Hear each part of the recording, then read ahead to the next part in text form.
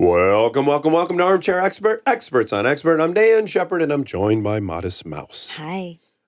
Today we have Ellen Huet, and she is an award-winning investigative reporter, and boy, does she have a barn burner of an investigation that we're going to talk about. She's got a new book out now called Empire of Orgasm, Sex, Power, and the Downfall of a Wellness Cult. You know, these cults are juicy. They're so juicy. You want to talk... Juicy, pun intended. Whoa, better coming out of your mouth. I feel like I should join a cult. I'm so interested in them. I should at least do it for a couple months. Give it a little try. Like go live on, some federal land or something. No, I'd be a bad cult member. You'd be member. So bad. Please enjoy Ellen Huet. He's an armchair expert. He's an armchair expert.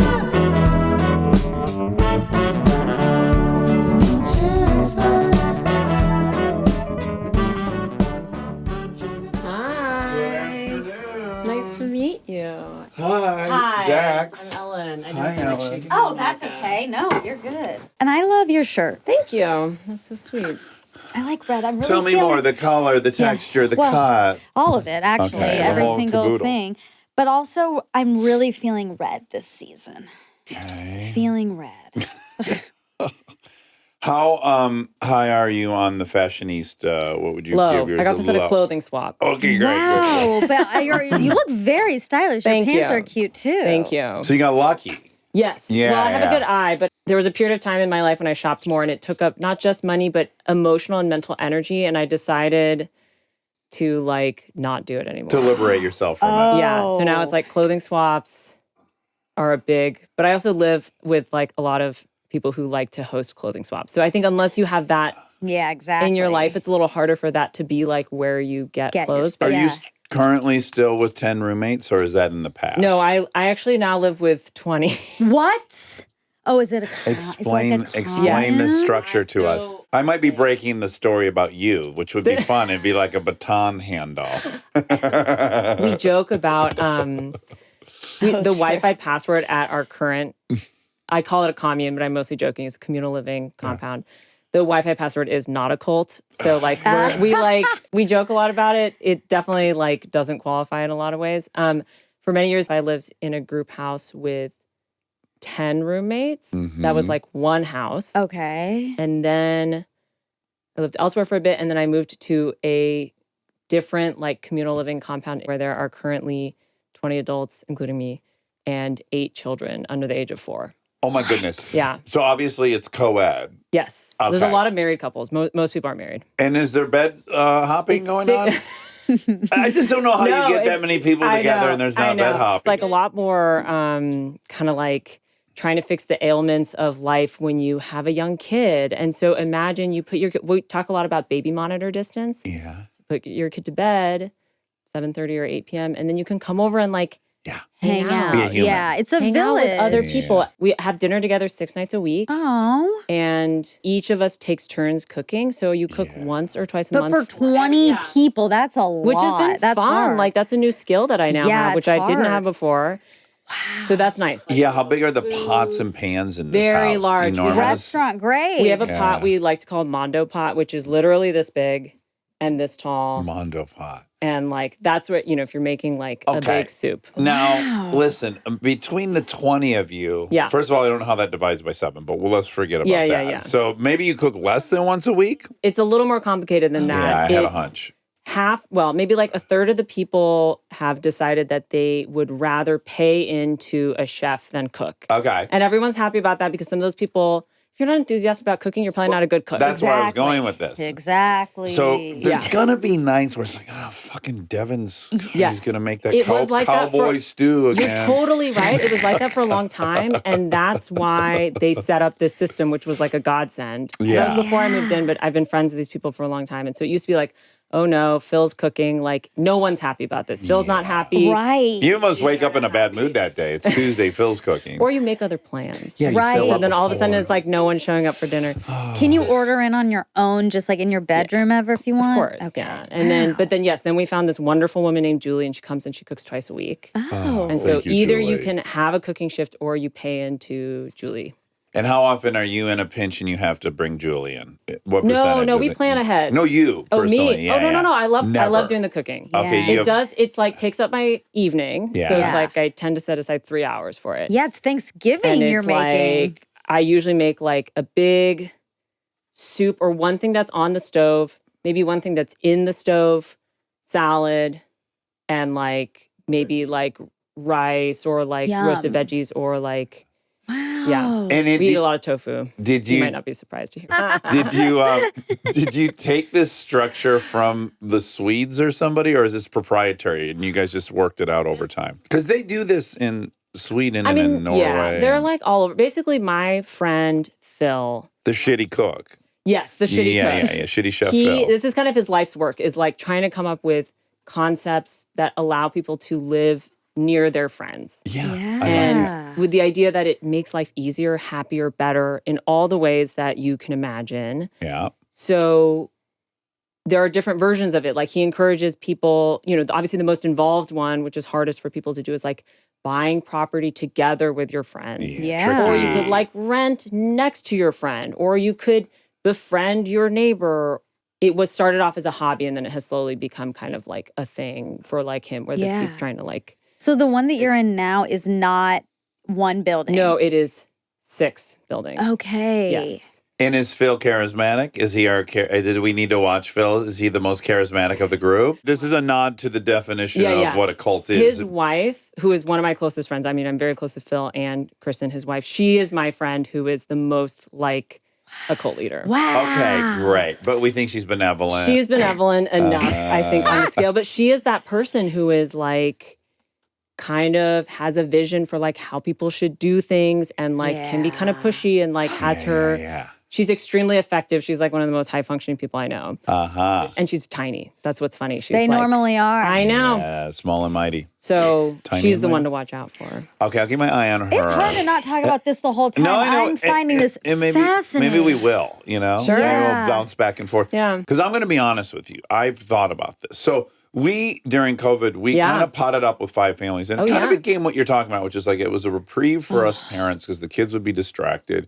Someone would host, so we'd fuck up someone's house, and then they dealt with it. And then you only got your house fucked up once a week, and you handled food. It was lovely. It was so fun. There wasn't enough bed hopping, if I have a There complaint. was none. Yeah, there's no bed Were they hopping. nearby? Here in this, all within 10, we never lived on the property, but we would vacation all together. Yeah, That's the, really the nice. vacations were Yeah. kind of like really when we were doing that because like there were certain ones that were so perfect where it was like the pool was in the middle and then there was like, do you remember this one? And then there was like surrounding, The Palm Springs one, I had that. like individual rooms. You but want individual spaces with like a communal space that's Yes. at the center, which I argue needs to have a kitchen. yes, that's what this had. It was Because that's where people come, you come into you graves, snack. you snack, you talk to someone. To me, it's like you could have everything individual, but as long as you had a shared kitchen that is really like a primary kitchen for most of the people, it's gonna feel like living together. Yes. But you don't actually have to deal with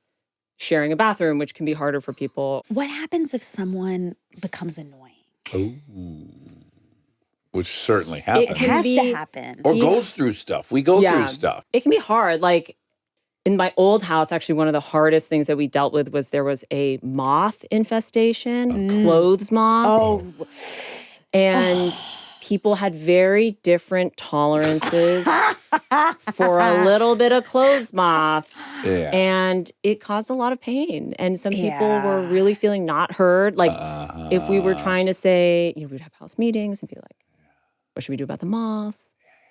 I would be so pissed if like you brought moths and then they ate all my clothes up. But how does one person bring moths? brought- You bring in clothing with moth larvae. Yeah. So you And need to, they're very hard to get rid of. Yes, it's they basically are. 2 kinds of people in the world: people who have dealt with a clothes moth problem, and those who haven't. And blessed are the second category. I know. I just discovered a moth hole in one of my items that I I hadn't worn know. for 3 years. It happens. You I have thought to- I gave it character. You could pay for that kind of distress. Well, then they're close to Kristen's closet. That's not fair to her. Yeah, but this is years ago. Let's not get too bogged down in that. The real path is wear your clothes often and you won't have a problem with it. But that makes because it's like sense. if you take them out, move them around, show them to the sun, They don't Once like they're out of that. there. Okay, I would imagine it's baked in that we have check-ins. It seems like it really needs check-ins. So what's that schedule? There are a lot of houses like this in San Francisco, and they're all kind of like in a network. So I have friends who have lived in other ones. Some people do house meeting every week. That's a lot. Okay, too much. At my current place, we have them roughly every 6 weeks, and we don't need that many. And that's really nice. It's a sign of like high functioning phase of the group where we have had a lot of house meetings where it's pretty simple. 2 or 3 agenda items. Let's talk about, should we move dinner time? Because the kids are getting older and they stay up later. How should we handle like certain kinds of guests? Like we want to alert people more often about, Yeah, it does sound really fun. more evolved. And I don't think they're all super sexually charged. And I think those ones that are probably don't last very long. Too exactly. volatile. Yeah. Now, I want to hit you with this theory as someone who's now been studying a specific cult for 7 years or 8 years. I have this theory, and I say it with great respect to my many friends that are in Scientology. I think the fact that L. Ron Hubbard didn't fuck all the parishioners is very telling. Oh. I think there's something very interesting there because we don't have an example where the cult leader doesn't fuck everyone. You're totally right. It's really rare. It's true that most cults control their members' sexuality in some way, whether that's prescribed celibacy, prescribed promiscuity, arranged marriages, whatever. I've heard experts describe this as like just an effective tactic because if you manage to control someone's sex life, it's just this very intimate thing about them. And can be manipulated and leveraged quite easily because it's also the source of shame and embarrassment and insecurity. And like can be used as leverage or payment or whatever. Often like payment to the leader. But that's a great point. I mean, it's not like a must-have, but I do think it's a most-have. I'm super fascinated by cults, and that's the only one I've ever been aware of where they weren't fucking everyone. You're totally right. They weren't fucking everyone, but he does there's blackmail involved in Scientology. So I think he knows about Well, let's be careful. sex. There's alleged blackmail. There's no, I'm not kidding. Yeah. Well, you just call it, it's also an alleged cult. No, I said I have an opinion and a theory. So when you say they do blackmail, that's liable. Okay, well, they're probably going to be mad that we're calling it a cult Someone's in general. had their defamation training. Yeah, I just want to, I'm not trying to, I want you to make that point. I just want you to say. Well, there's alleged blackmail that happens. And is it sexual in nature? I think whatever they can get on you can be used. So I'm sure a lot of that is sexual. Yeah, the allegations I've heard is like you're doing these monitored sessions with the paddles and you're telling a lot of your history and that's being recorded. So then the embarrassing aspects of that can be leveraged against you, which of course would include sex a lot. Yeah, probably a lot of if that. If that happens. If it happens. If it's a cult. I mean, we have to say that too. Yeah. I bet on Wikipedia it doesn't say that. Well, what's good is there's no you couldn't like prove or not prove a cult. Obviously, I've spent a lot of time thinking about how to be careful, legally speaking. And cult is like, I think it can be maybe part of an argument, legally speaking, that there has been like malice or whatever, like kind of hitting certain bars of defamation. But I don't think it's something that you can point to on its own and be like, it's defamatory. Well, and I don't think there's no actual legal issue with being a cult leader. You can't be tried for being a cult leader. That's not in itself a crime. Yeah, it's You'd have to do some other things. Yeah, I'm super fascinated by him. I'm also often in the position, as you probably are living in this communal situation, where you got to know what the difference is. Because I'm in AA. Yeah. And I'll be the first to admit, we check a lot of boxes, man. We check a lot of fucking boxes. But at the end of the day, there's no leader. Yes. And that can help a lot. I feel like that must be the quintessential ingredient because somehow this AA thing has lasted for, 80 years pretty successfully. Yeah. The main takeaway is like, there's no yes or no, cult or not. Like, it's not a binary. It exists on a continuum/spectrum. Yeah. And so charismatic leader is an important factor, but it can be part of a whole. Or you could imagine if something else checked all these other boxes and they happen to not have someone who fit that exact definition. Yeah. You could still imagine it being pretty harmful. Yes. Yeah. But it's all on a scale. And then I'll tell you my grossest, deepest thoughts are when I'm trying to be, I hope it's having integrity, which is like, I regularly am trying to make sure I'm not becoming a narcissist. Or, Good goal. Oh, good goal. Good goal. Yeah. Yeah. Or cult leadery, like, because when you have an audience, it's, I think a lot of people have had an audience and not checked in with themselves, and I've watched them all go down a kind of predictable. There's a great even podcast about kind of podcasters turn gurus, which is like a well-worn path. Yeah. I'm constantly thinking of like, okay, well, how do we know we're not a narcissist? What proof do we have in our defense? Yeah. And then why am I not a cult leader? Yeah. And making sure I don't ever try to become one, because it's tempting, I think, for people. Yeah. Yeah. One of the like hot tips to avoid being in too extractive of a cult is to try to join more than one. And see how they feel. Yeah. If you're worried like group A in my life is taking too much control, I'm concerned about it, try to join another that is maybe equally like demanding of your time. And if that's an okay coexistence, that's actually probably a sign that it's not. You're okay, or maybe you're like not in so much of a danger zone. So you should let people join another. Yeah. We encourage people to listen to Revisionist History all the time. Yeah, only that one though. Well, no, and Elizabeth and Andy. Oh, and nobody's listening, right? Yeah, we have like a handful we'll allow. But it's sanctioned. Yeah, exactly. There's a list on the website. Like when there's the biker club meetup, these are the groups that can all coexist without exactly. Okay, so you're from Fremont and then you went to Stanford. That's right. You don't sound very financially motivated. Is that because I'm a journalist? A journal, like when you think go to Stanford, you're like, oh great, that's turnkey to $800,000 a year or whatever. A lot of people that go to Stanford are definitely financially motivated. That seems fair. Okay, so and then now I find out this communal living thing. So tell me about your relationship with how do we major in English and poli-sci, and also what's just your disposition about this stuff? About making money? Yeah, you feel unique, especially in Silicon Valley. When I was at Stanford. Yeah, I took English classes. I was really involved in the school newspaper, did all the things that you might expect of a like overachieving, letters-oriented verbal gerbil. And the year that I graduated, a lot of the people who were really looking to get involved in Silicon Valley were still going to, like working at Google was still kind of a hot job.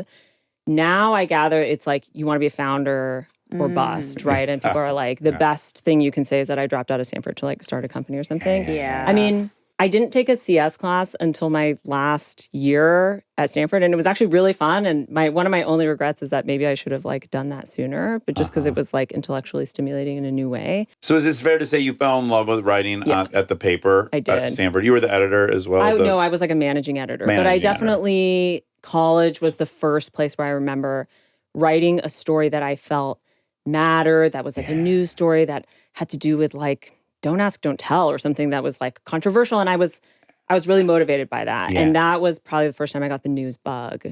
And then, I really wanted to be a journalist. You went straight to San Francisco Chronicle. I almost took another job in marketing.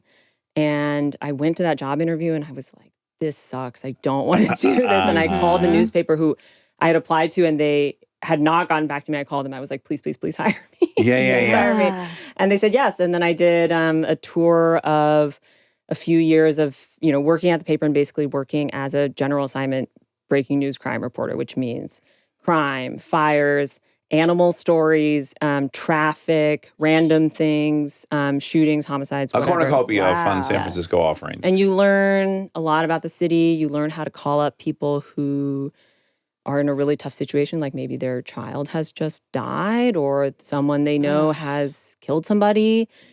You call them and you're like, hi. Yeah. What year was this? This would have been 2011 to 2014, something like that. Okay. I think saying I'm a reporter is a tough line. It is hard, but you got to do it. Yeah. You got to do it. Yeah. Although it's also exciting, I think, for people to be approached by a reporter is like, my life just got newsworthy. Yeah. In an interesting way. If someone says no, I'm like, great. I won't call you again. Fuck you, and I hang up. 100%. And that has happened. And every once in a while you call someone and they're like, I'm so glad you called. Yeah. I'd really like to tell you about my brother. I really want to, I really want to explain to you what he was like. He's not just this, news incident that just defined him. He has Yeah. this whole backstory, or I remember experiences like that. So I never feel bad about asking the first time. Yeah. Yeah. And do you feel lucky about the time frame in which you started this job? Because I feel like San Francisco, that's a very ripe time to be starting to report I mean, the on 2010s in San Francisco, and I did eventually migrate to covering business and startups, and like the 2010s were an amazing time to be doing that. Yeah. Frankly, a pretty unhinged Remind time. us of Business. Well, it's like the venture capital boom was funding tech companies. It was like Facebook, Google, all these companies were shooting to the moon. And then you had all this money flowing into venture capital, which then paid for extremely fast growing companies that sometimes didn't pan out in the way that was expected. So I spent a lot of the later 2010s covering WeWork. Oh, yeah. And Theranos. Theranos is a great example. Yeah. You have a great podcast called Foundering. That's right. Yeah. That won some that's great. awards, and it was all about the WeWork. Yeah, so that's people like should a check that out. 7-part narrative series about Adam Wow. Newman and WeWork. Yeah, what could be juicier? Because I don't know what the ratio is, but a very accepted risk reward proposition in Silicon Valley is like they know they're going to bet on 100 companies. They know 84 of them are going to go bust, Maybe but they even more know than the that. 16 are going to 100x, and it's a winning strategy. So that's such a novel approach to investing that I can't imagine predated Silicon Valley. Like that's such a new way. The ability to have 100x, 1000x returns is very much a software era type thing. So there's a reason that people talk about, B2B SaaS companies. Like the joke is that they're kind of boring, but the truth is they print money because they're not shipping product. They're not, their main expenses are employees. Yeah. And they can sell Intellectual software, property like subscription without software. Yeah. without a physical So manufacturing. when you think about the ability to have those types of returns, it's a reflection of the technology that's become available. Yes, there's so many like click-worthy, like they dumped $600 million into this and it failed. They did this, and then the wins are so spectacular. It's just like all headline fodder. One of the stories that, even though it's not like a big story, it's one of the ones I remain more known for is Juicero. Are you familiar with Juicero? I'll try to keep it short, but it was this highly engineered juice press that was connected to the internet. It cost first something like $700, and then the price was lowered to $400. It was this beautiful gleaming machine, beautifully engineered machine. The idea was you buy this Juicero and you can get cold pressed juice at home. And it presses, the advertisement said things like it presses with enough force to lift 2 Teslas and like, I love that they put it in their vernacular too, not to GMC I'm trucks. surprised Kristen didn't have this. We probably have it somewhere in the You basement. have it, Yeah. Sure. And the only way that you could get the juice was by buying the machine and then ordering on demand these packets of freshly cut fruits and vegetables that you would then put in the machine. The machine would squeeze it and cold pressed juice would come out. Wow. But my colleague and I got a tip that you could just squeeze the packets by hand and get the juice out. And you did not need this $400 / at one point $700 machine. Yeah. And so we did a story and like investigated and literally squeezed bags of juice at the office and made a little video of it. And this company had raised over $100 million from some of the best VCs in Silicon Valley. This was 2017, something like that. And our story was actually, you don't need the machine, you can squeeze it by hand. And it's very rare that you write a story where you can actually summarize the whole thing in one sentence. Yeah. And I think it came out at a time when people were really interested in just having a little bit of schadenfreude towards some of these really overhyped companies. Yeah, they somehow have this weird parallel of like frivolous lawsuits. There's like, we smell fraud, right? There's something that we all just intuitively go, well, I don't know. How could that thing be worth $200 million? They haven't sold anything, or it's not profitable. Yeah. But then the 10th one hits. Yeah. Yeah, what a wild, bizarre Did you period feel of time. any guilt? A little bit. Yeah, because that you just like took down a whole company. I don't feel great about. I mean, it's not. That's not what I wake up in the morning thinking that But and at the same time, kind of like the public should know. Yeah, They should know you're the fourth estate. Now, did you ever meet a founder who you realized the thing was bullshit, but you recognize that they sincerely did believe it? Like, I feel like that's what would make it harder for me to take one down, is like when they actually did but believe then they're it. stupid. Everyone believes. Yeah. It's very rare to meet a founder who would be willing to show or admit to you, even in private, that they're like, I know my Well, the Theranos gals, she knew that thing didn't work. They were using other machines to do it. And my guess is inside her head, obviously I've never been inside her head, but my guess is that inside her head, she was thinking, we're so close to it working. Exactly. Once I get this other thing going, it's going to be fine. Yeah. If we're defrauding someone or if we're fibbing a little bit in the demo, it's in service of the mission. Yes. Which is that eventually we will have a blood machine that is going to fit in your pocket. Work as well as the others. Yeah, most people aren't monsters. You justify, you figure out ways. 100%. And psychologically, I definitely think she had to think. I have filed her into my evil? There's so few that there's something, well, I don't want to say evil because I don't believe in evil. Exactly. Yeah. I'm with you. I think she's rationalizing every step of the way. Or someone in her shoes is, you don't wake up and you're like, can't wait to lie Fuck today. with everyone, I think I observed the performative nature of her to be a little sociopathic, personally. When I watch the videos, I'm like, oh, this person's nuts. Like, they could be saying anything. Yeah. I know, but the delivery, the packaging to me, I'm sure she's just as earnest as all the others. Yeah, I mean, she's copying a lot of other people who also did Steve Jobs. Who But he had the goods. I know, but she must. I don't know. Okay. It's just it's tricky. It's tricky. I think taking down. Like we're all happy that she got caught. Yeah. And yet I still am like, ooh, that's still a person. She doesn't feel. I don't know why I'm not sympathetic towards her. You need to do some soul searching. I need to figure out how I can love her. But you make your way to Forbes. Yeah. You make your way to Forbes, and then you make your way to Bloomberg. That's right. And then you get, I guess you get pitched. So explain how, when you're a journalist and you're working at Bloomberg, you get pitched story ideas by all the time. By who? The people, everyone. Well, yeah. The way it works is, every morning a journalist wakes up and their email inbox has, dozens of pitches from, there's a whole industry, PR professionals who send out emails being like, our company's doing this cool new technology we're going to launch in a month. They're hoping you can lift the overall. They're hoping that you'll write a story about them. Which is how One Touch actually does get its first lift. OneTaste. Is the New York, OneTaste. What? Common mistake. Yeah. But it could go either it's way. It's bad branding because it's just, it's clitoral's touching. Yeah, and you're touching with one finger. But OneTaste has a Buddhist origin. So that's part of why they picked it. Yeah, just as the ocean has one taste, the taste of salt. Oh. So too does the truth have one taste, the taste of liberation. Hence, one taste. Yeah, okay, great. Anyway. Okay. Yeah, every morning, you wake up, there's a bunch of pitches in your inbox, and they could be about anything. So in this case, part of why I paid attention to this pitch is I had actually interacted with that PR professional before on a different story, because she works for different clients. So she was like, hey, just take a look at this. It's about a company called OneTaste, and they teach a practice called orgasmic meditation.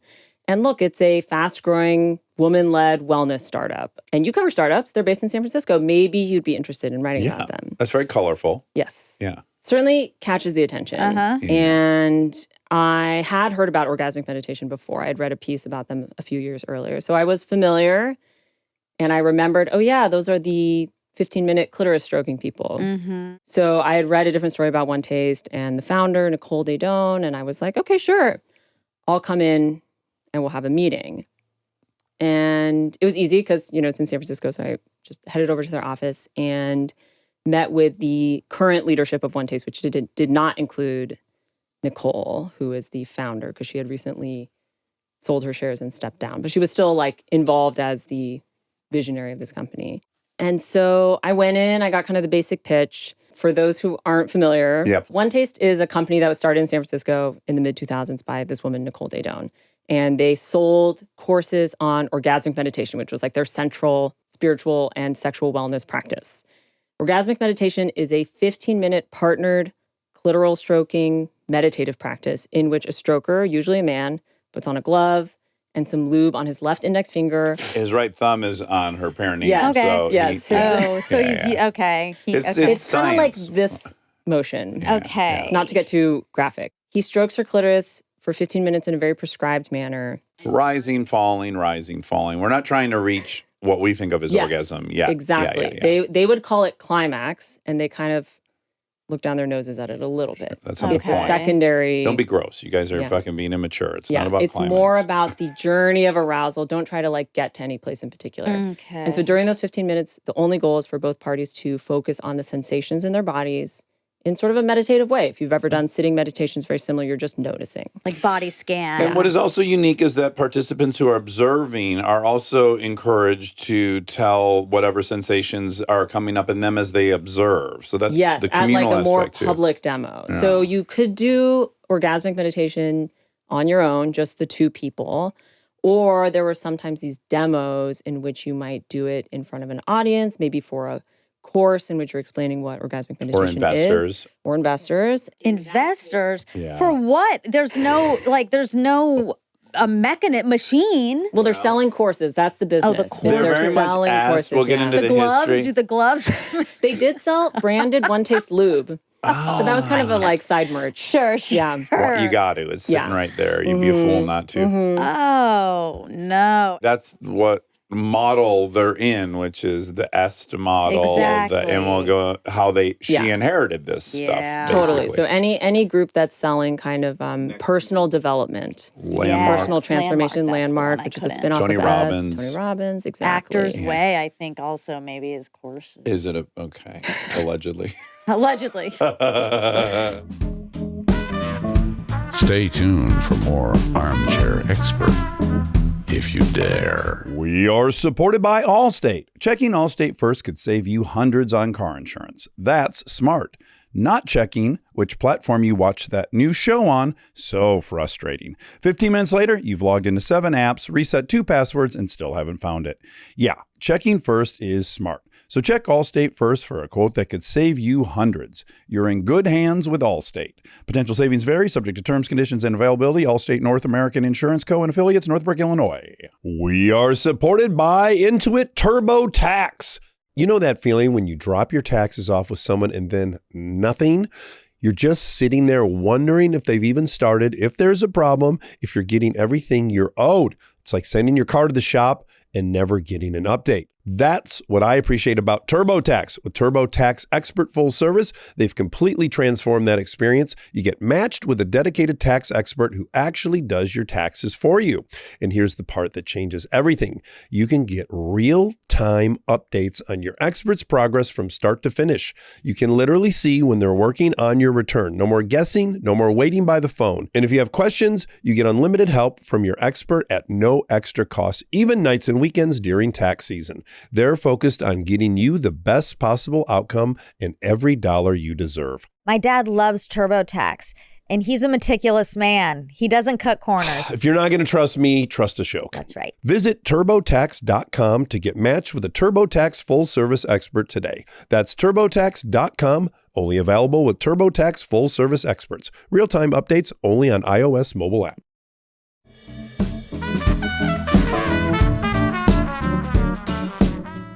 Anyway, orgasmic meditation, they call it OM or OM for short. And so like in an OM session, the only goal is to feel the sensations in your body. And there is no expectation of reciprocation. So this is the other important thing, is that the woman receives this sexual touch and it's all just for her to receive. She doesn't owe the stroker anything afterward. It is not meant to be foreplay. It is not meant to be considered sex, even though it's, I think, quite obviously genital touching, so it's quite sexual. But they would argue that it's a meditative practice, not sex. Great.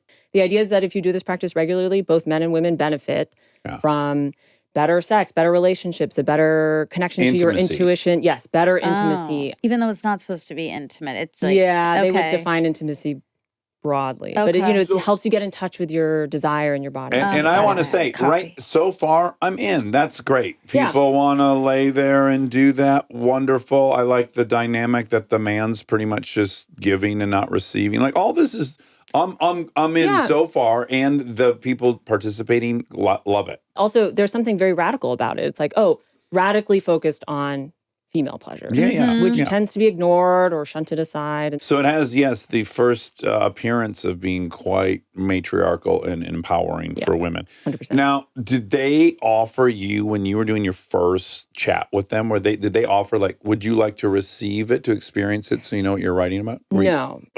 Are you sad about that? I'm not sad about that. I'm not sad about that. I think it's better that I keep my distance, keep my objective journalistic distance from doing any sort of practice. Maybe I'm just a perv. I'm like, I would be interested if I was a woman. I know, but then you couldn't do the journal. You couldn't do it with journalistic integrity. Because what if you started loving But are you not intrigued at all by this? I'm not, weirdly. Okay, great. Like, I mean, I understand why it would be intriguing to some people. Yeah. I personally don't find it. I think if your sexuality up until that point had been pitched to you and you found that societally it seemed like you were just in the position Passenger of providing service to men so they got what they wanted, and then this totally 180 paradigm hits you, it's like, oh, no, girl, this is just about you. That seems... Yeah, but then you just... I mean, that's why I was successful, I guess. Well, there's a few things. First, I think there is something special about when it happens between two people as opposed to like touching yourself. So that was kind of part of it, is it can foster this sense of intimacy and connection between two people. It's just like kind of this richer, slightly more spiritual experience. And then, there's research suggests that something like 10 to 15% of American women struggle to have an orgasm. Mm-hmm.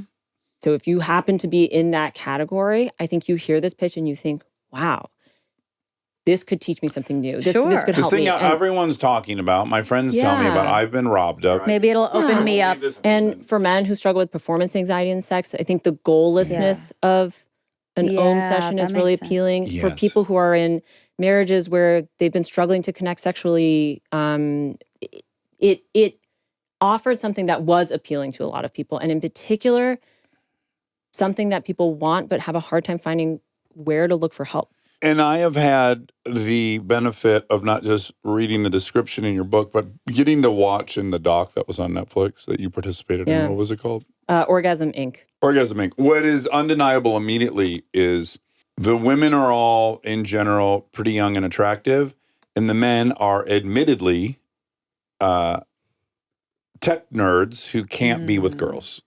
Almost everyone they interview cops to that almost immediately. They learned about this and they just thought, wow, I could participate in some sex.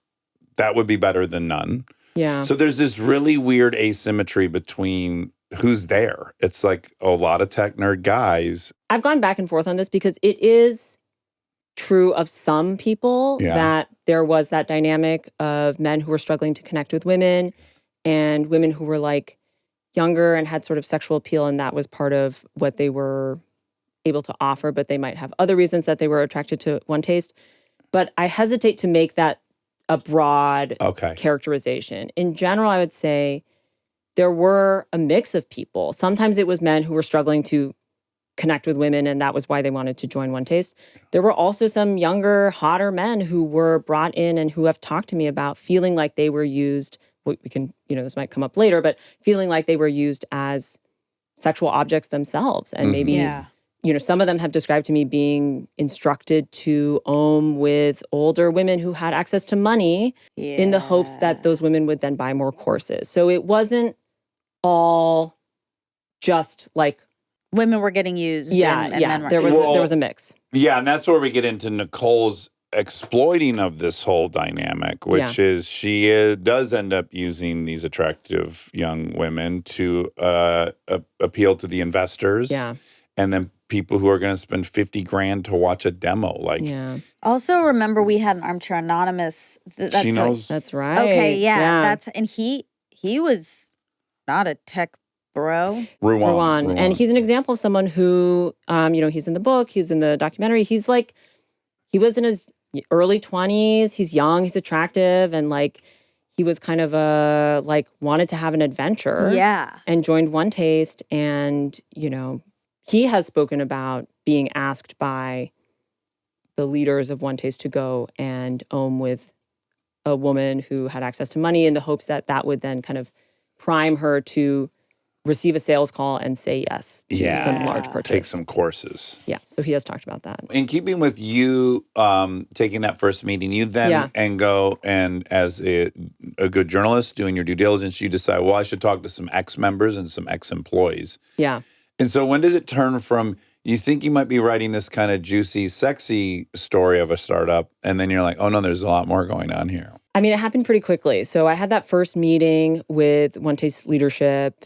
And, you know, they made the basic pitch to me. They were like, we're the Whole Foods of sexuality. We're the organic, good for you version of sexuality. They were very much like, our practice is wholesome and helps heal people. Did you have any spidey senses going off during that first thing? Not a ton. You were like, okay, this is kind of... I was like, okay, this isn't... I mean, there's so much to be intrigued about. You're like, how does it work? Yeah, absolutely. What are the benefits? But yes, you're right. Then I started asking around a little on my own, finding people who had been involved in OneTaste, and started to hear from people who were former customers, former members, that they felt like they'd been exploited by this company. Some people spoke about feeling like they'd been exploited financially. So they said that they'd been pressured to take on debt in order to buy expensive courses, which could cost upwards of $30,000 for like an intensive course. And then some of them talked about feeling like they had been exploited sexually, feeling like they had been taught or, you know, pressured to have sex with potential customers in order to have those customers buy courses and support the company financially. And it's this subtle, it's not black and white. It's like for a lot of those people, they also felt like they had learned things of value during their time at OneTaste, or that it had been this like interesting, helpful, sometimes even healing experience. And at the same time, simultaneously harmful. That was kind of the intriguing part of it. That's how all of them are. There's always something. Yeah, they wouldn't grow and expand if they weren't appealing and fun for a period. Yeah, if it was just bad, it wouldn't be interesting. The first 3 months with the Bhagwan up in Oregon, it looks fucking great. The Rajneeshis are partying. A lot of cults are fun. Yeah. You join a cult and it feels like you've discovered a special purpose. You're part of this special group that has a special knowledge about like your new mission in life. You're going to change the world. You have these cool new friends. Everyone's really excited. You've unbridled yourself from society in essence. You've declared, I'm going to try a different approach to this. So you feel like your ego is also stroked by I think that's how conspiracy theories work too. Same situation where it's like, oh, we're in this special group that knows something most people don't. Yes. Now I want to say you write a piece in 2018. Yeah. This becomes a humongous kind of viral thing that really shakes the foundation of this place. Totally. But now let's talk about Nicole and where she comes from, because she's a fascinating character. She's hyper intelligent. Totally. Yeah, she's like attractive, hyper intelligent, seemingly fearless, confident, charismatic. One might say. Yes. Nicole is the main character of OneTaste, of like this company, of everything that it stands for. She is the creator, the visionary, the founder. There was technically another co-founder, but let's be real, like Nicole is the main person. And she is a fascinating and complicated person. She grew up in the Bay Area. Currently, she's in her late 50s, so I think that she was growing up in the 70s. And she had a really difficult childhood, which is something that we get into in the book, where her father was a convicted child sex abuser.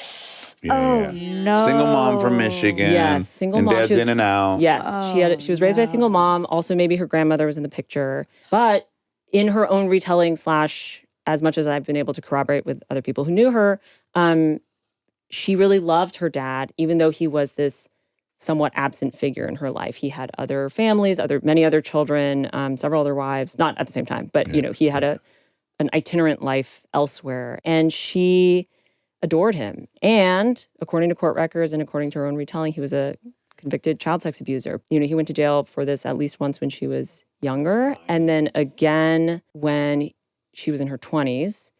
And in that case, he was arrested and charged and then died pretty soon after. So there was never like a conviction for the second one.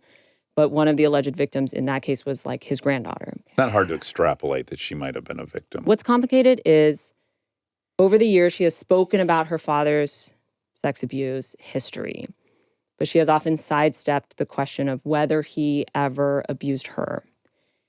And I wanted to treat this subject really carefully and sensitively in the book But I did find people who knew her when she was in her 20s and around that time who told me that she told them that he had sexually abused her. Yeah. And she does have a piece of writing that was once public and is not anymore, in which not only does she kind of allude to this, but she actually spins it in this very complex way where she suggests that she perhaps initiated it or was, and keep in mind that what is being discussed here is a scenario in which she would have been like under 10. Yeah. And her public addressing of it evolves, and I want to save to the end as it's unraveling where she ultimately goes with it, which is like, I couldn't fucking believe what was coming out of her mouth. Yeah. Okay, so she's a competitive little girl. She's a spelling bee person, or at least according to her. She's very bright. Yeah, she's like an intense person. Yeah, and I think that has been clear. Anyone who knew her knew that she had this. And she also, I think, liked to play that up in her own retelling of her biography, that she was someone who was like inspired by intensity and edges and that kind of thing. Right. So she goes to Temple, but just for a year. Then Temple University. Temple University, it's Philadelphia. Yeah.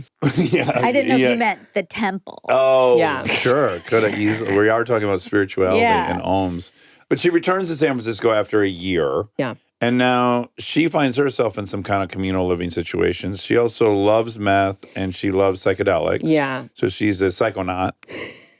Her 20s are a string of what I would describe as intense experiences. According to people who knew her, that involves meth use, copious amounts of LSD, sex work. She has talked about being an escort, a stripper, and she also ran an art gallery. So, I mean, some of that was a little bit more pedestrian. But she has described this era of her life, and other people who knew her have corroborated this, that it was, quite extreme. She wasn't really living like the normal path of like getting a job. And she allegedly spent 3 years or so living in what she later refers to as an acid house, a house with a bunch of other women in San Francisco where they did tons of acid. Yes. I mean, this is all a mix of her retelling. And she is someone who is very good at telling stories about her life in a way that supports a point that she's trying to make at the time. One thing I'll applaud her for is she doesn't really ever take kind of a victim narrative, which of course is a tenet of this. Yeah. But there's no sense that at any point she was a victim in any of these scenarios.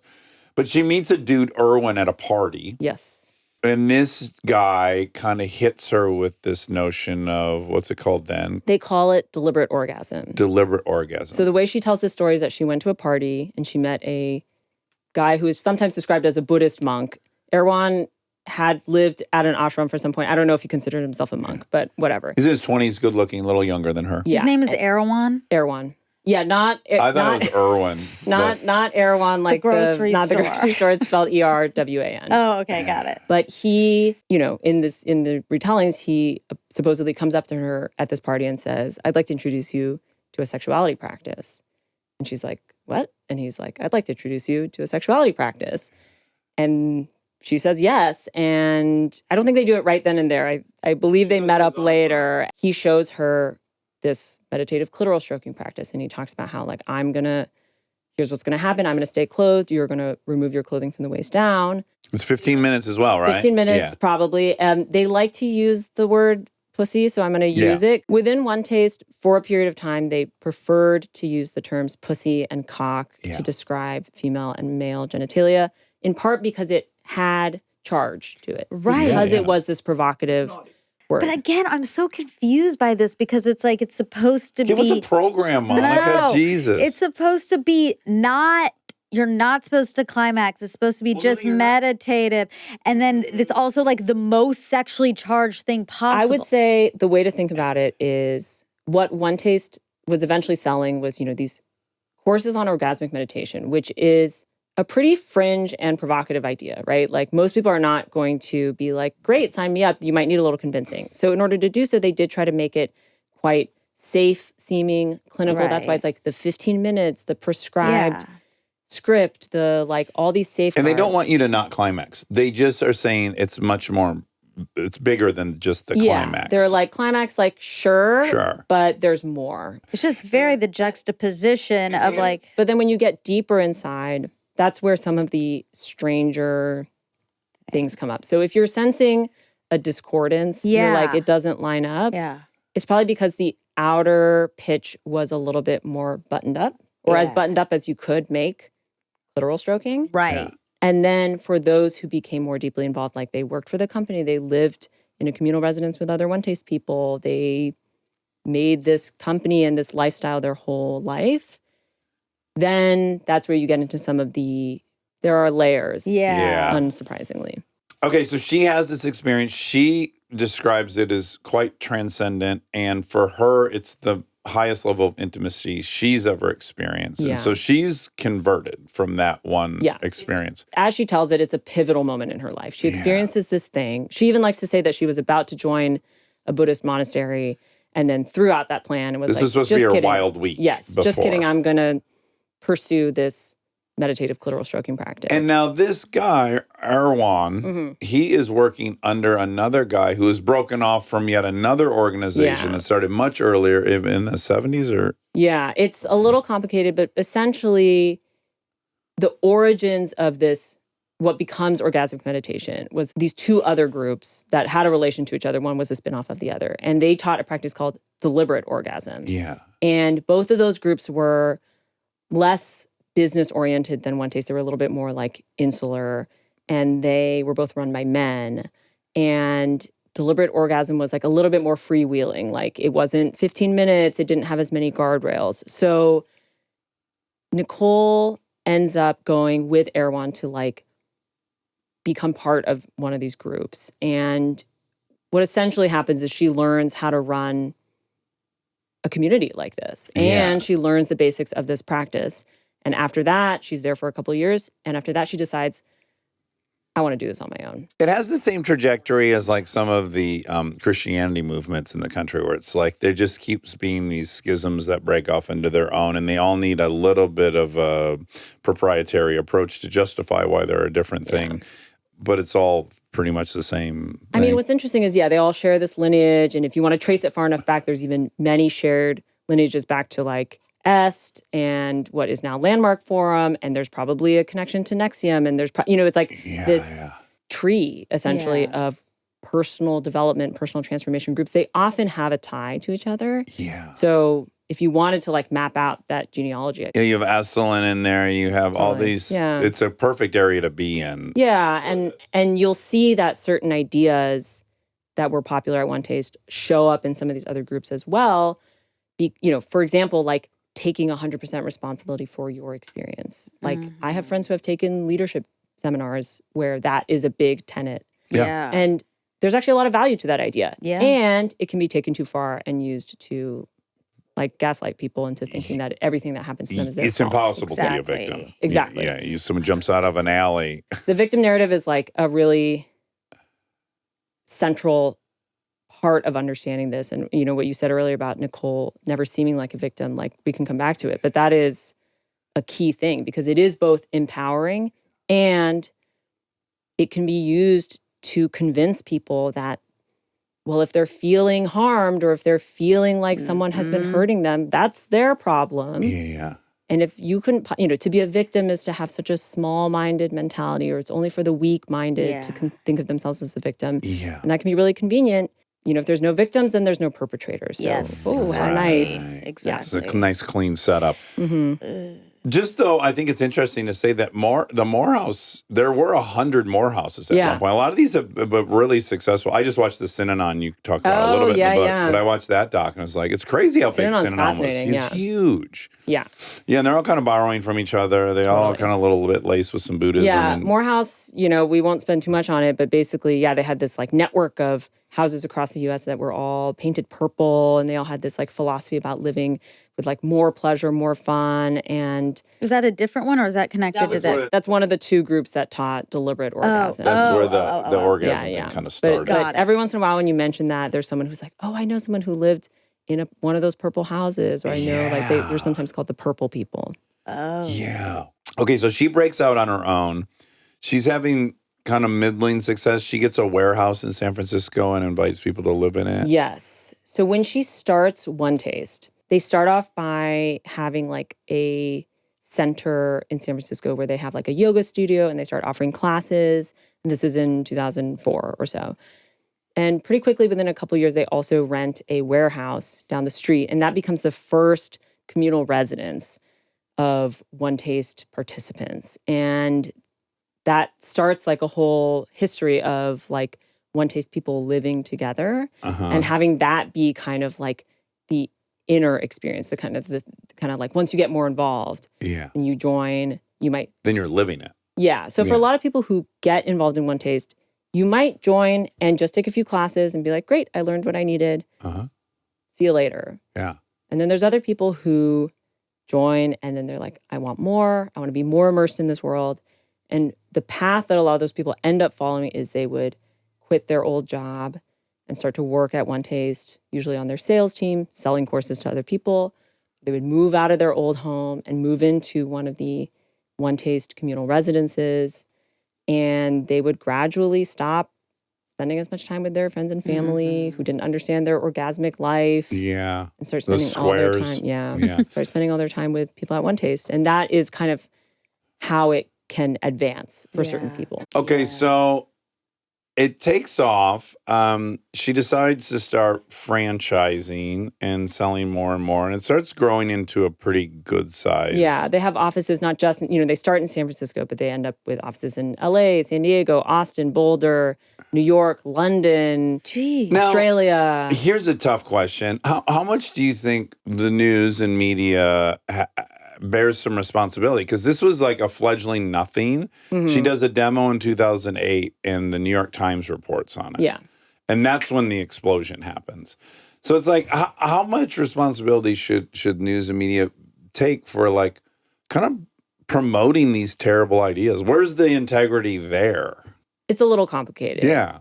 Some of the more egregious things that happened at OneTaste happened in maybe the 2010s, mid 2010s. So, in defense of the New York Times, I think they wrote their story that came out in like 2009. So some things hadn't happened yet. Yeah. I guess it's, as a journalist, like I feel a lot of compassion for other journalists who are like just trying to like find a story, find something interesting to say, do a reasonable job and like file it and move on. And there's so much to write about orgasmic meditation that's interesting to begin with. Like, what is it? How does it work? Where did it come from? Wait, what happens in it again? Yeah. And, it took me 6 or 7 months to report that first story about these cult allegations. Like, it takes time and resources. And so if that's not available to you as a journalist, like, you might just write the story that's like, here's this interesting thing. Yeah, it's hard to say. It is hard to say because, like, obviously, Synanon, that's what it benefited from most. Like, no one had a game plan for junkies, which was a big issue at the time. Where they failed in their integrity, I think, is where's kind of the follow-up? What's 8 months down the road? Who's someone who's used this system for 4 years that can talk? That's where I think, I don't know, there can be some laziness. Totally. But there's tricky. I mean, that's a broader question about journalism, reporting, the news, all of it. Like, how much resources does it take to hold people accountable? Like, it's expensive. Well, and that some things can get at it, like even reporting on, obviously we have to report on a school shooting. But if you report on it, then people see it and then other people do it. Like, it is complicated. Yeah. There's like, it is. I don't know what the answer is, but it can create contagion effects. And I mean, frankly, some of the other things that helped OneTaste get mainstream success were also endorsements from influential people, such as Gwyneth Paltrow, Tim Ferriss, Khloe Kardashian. 2 out of 3 friends of the pod. And I don't necessarily blame them either. Like, I think Tim wrote about OneTaste in the 4-Hour Body. And so it was like a little bit more about the stroking practice. I mean, the truth is, it's like, those were markers that could quickly signal to someone who was like, wait, orgasmic meditation, what is this? It's like, oh, well, it's been featured, Nicole Daydon has appeared on the Goop podcast, or she has spoken at a Goop conference. She did a TED Talk. Yeah, TEDx. TEDx, okay. I don't know the difference. What's the difference? There are people who care about the difference. Okay. TED is, there's only one TED, and there are many TEDx's. I think it's fair to say. So this was, they're regional. TEDx is like a regional. Okay. But the truth is, her TEDx talk has been viewed like millions of times on YouTube. And I mean, it's hard to want to critique orgasmic meditation because, again, it was this commendable thing. It was like raising up female sexuality and like, it just sounds like a good idea. From all your years of being immersed in it, do you see turning points for her? Like, when does it get more and more corrupt? Is it just the expansion and the money that's making her want to use these parishioners as, you know, a lure for these people with money? Like, when does it turn? Because it gets crazy. We're going to get there. So I think there's a few categories. First is in the early years of OneTaste, the company was not bringing in enough money on its own to turn a profit. They were losing money every year. And the way that Nicole was able to support the company and keep it going was by striking up this relationship with Reese Jones, who is a Silicon Valley investor, who she met in roughly 2006, and the two of them began dating. You know, he's interested in OneTaste, he's interested in supporting it, and he ends up paying for business expenses and giving loans to the company.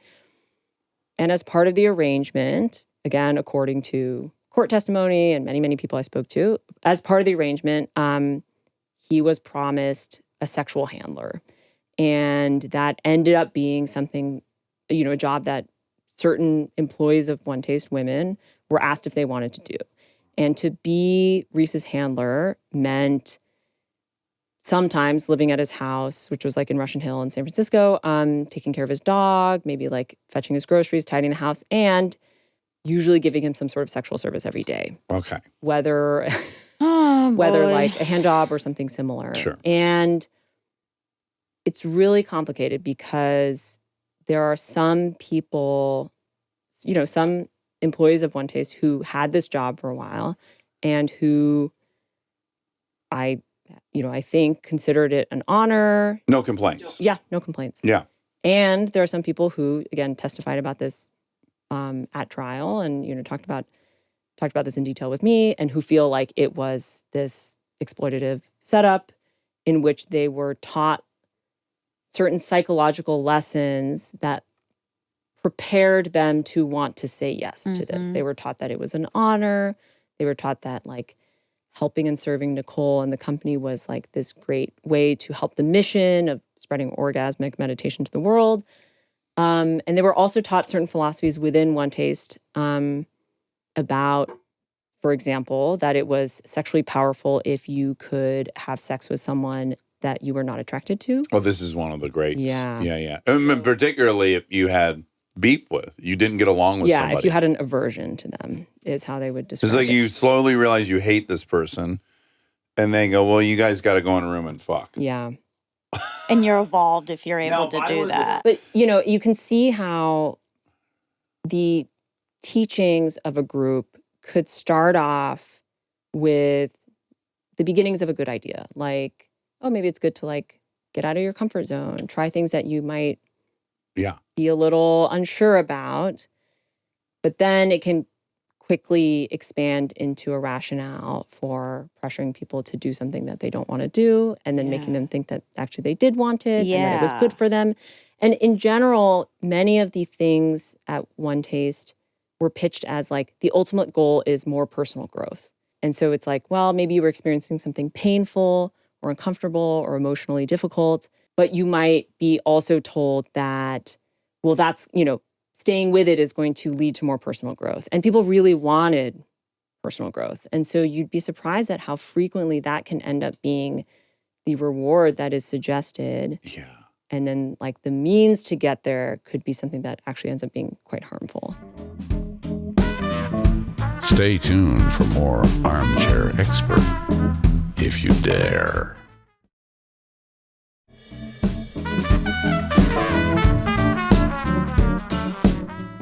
And she has this incredible tool she's devised where their line of questioning is all about getting down to your base desire, right? That's kind of the premise is you have all these distracting desires, but if we can get to the core base desire and address that, then there'll be some growth as well. So as she would question you, you would intuit eventually what her base desire was. Yeah. And so this woman's talking and she's like, and we got to it. Oh my God, I want a child. I want a baby. And she feels this elation of finally getting under her base thing. And she's like, no, but there's something lower than that. Oh. Yeah. It was deeper than that. And it was, of course, I need more orgasms. Was a deeper base desire than wanting a child. Oh my God. I mean, to me, that's an example of something that shows up a lot in these groups that you could call alleged cults, which is they foster this belief that the leader knows better than you what you want. Yeah. Or that they possess wisdom and knowledge that you do not have access to. Yeah. And when people hear that, sometimes their first reaction is like, oh, that's so sinister. But one thing I learned after talking to so many of these people that I appreciate now is that often for people who are looking for a solution or help or something in their life, it can feel like a relief to find someone who claims to have knowledge and wisdom that is going to help you. And you then want to hand over your autonomy to them. In fact, it feels good to do so. You feel like, this person is going to help me. It doesn't always feel like this sinister extractive thing. And so there are people, many small anecdotes of people who described like turning to Nicole in some sort of lecture or class and asking her like, what's next for me? Like, what do you see? They would ask her for guidance and she would often say like, oh, I think you should do this or that. And even within some of the OneTaste residences, she would often give out assignments, which you didn't have to do them, but people wanted to do them because they thought that, again, doing the assignment would help them with their personal growth. Mm-hmm. And so it's this gray area. It wasn't like you must do this thing, but she would suggest to people like, oh, your orgasm feels a little stuck these days. I think you would benefit from having sex with 30 different people in the next 30 days. That would be like a typical assignment, again, according to people who like witness this. Having sex, not doing this 15 minutes so again, separate. It's like orgasmic meditation is kind of the front door. And they did do a lot of oming, even if you were more involved. But if you became more deeply involved, other sex acts became part of the arsenal. And they tried men for a while, but they jettisoned that. Yeah, there was a brief period where they did study and try to incorporate Om for men, which is kind of the gender-flipped version of orgasmic meditation where a woman strokes, it's basically a hand job. Yeah. A woman strokes a man's penis for 15 minutes. And the conclusion was... Good luck. The conclusion was... Exactly. Like, no. The idea was basically like the existence of this as a possibility created too much of an incentive for like tit for tat. And the whole point of orgasmic meditation is that you're supposed to be able to ask for an Om and like not have to reciprocate. So they tried it briefly, and then you're right. They put it to the side. Yeah, like, we can't have dudes. Dude, this doesn't work with dudes. Yeah. Okay, now this is where it takes this really wild turn, in my opinion, which is she starts speaking more and more about honoring men's predatory nature. The beast. The beast. They call it the beast. Inviting the beast, not shaming the beast, accepting the outcome of the beast, somehow being empowered by being abused by the beast. There's like a route to that. Yeah. Oh. This is where it gets crazy. I mean, I think it all ends with this speech she gives about her dad, but just how did that evolve? So basically, the idea of the beast within OneTaste, and it's possible that OneTaste would dispute this, but, again, according to people who were there, the idea of the beast was that inside of most or maybe all of us, there is an aggressive, primal nature that has often been stifled, judged, shamed, repressed. And that there is value and enlightenment to being able to express this freely. And within OneTaste, there's a pretty insular community, especially if you're, again, more involved. And so they wanted to experiment with social norms. And that sometimes looked like, condoning like expressions of the beast. And so what people have described to me about how that played out in practice is that there were sometimes couples who would hit each other within OneTaste, and that this was often allegedly justified as an expression of the beast. And that rape is also potentially on the table. It gets really complicated. Going back to what Nicole had said about victimhood. And again, they taught within OneTaste that having a victim mentality was looked down on. And it goes hand in hand. That's their sin, basically. Yes. And it goes hand in hand with this idea that it is empowering to take full responsibility for your life and your experience. And again, there's a lot of value in that. I think having an attitude in life where like you feel like you have agency, where you are not, within NXIVM, they would often talk about being at cause and at effect. So being at effect means like the world is happening to you. Yeah. Yes. And that can feel disempowering. Yeah. Being at cause is a way that you can carry yourself and move through the world where you believe that you have agency in the world around you. Which is largely true, again. Yeah. Totally. Largely true. So again, that's what I found fascinating about this whole idea is like they have these ideas that have this really valuable kernel. Mm-hmm. And it's hard to know when it goes too far. So anyway, there's this idea that, you should take agency and responsibility for everything in your life. The flip side of that is like having a victim mentality is bad. So many people in OneTaste described to me how this was like a lesson that was taught broadly. And because they were also teaching about sex, and Nicole also liked to make provocative statements about sexual relations, sexual dynamics, there are video clips of her lecturing in courses where she talks about, I want to make sure I characterize this correctly, but she basically says, at one point she makes a joke to a course where she says like, oh, we should make t-shirts that say, I got raped and all I got was a victim story. Or I raped someone and all I got was a perpetrator story. Oh my God. And she has also spoken about, she said something like women who have experienced sexual assault recovered emotionally faster if they took responsibility for their role in the experience, something along those lines. Mm-hmm. She also made a statement once that was like, the true way to deflect rape is to turn on 100%. They often talked about turning on within OneTaste. That one's a bit trickier because like turning on had arguably like a more holistic meaning to them rather than a strictly sexual arousal meaning. Regardless, a lot of people described to me an attitude within OneTaste that was sort of like, if you feel like you were assaulted or sexually assaulted, that's on you.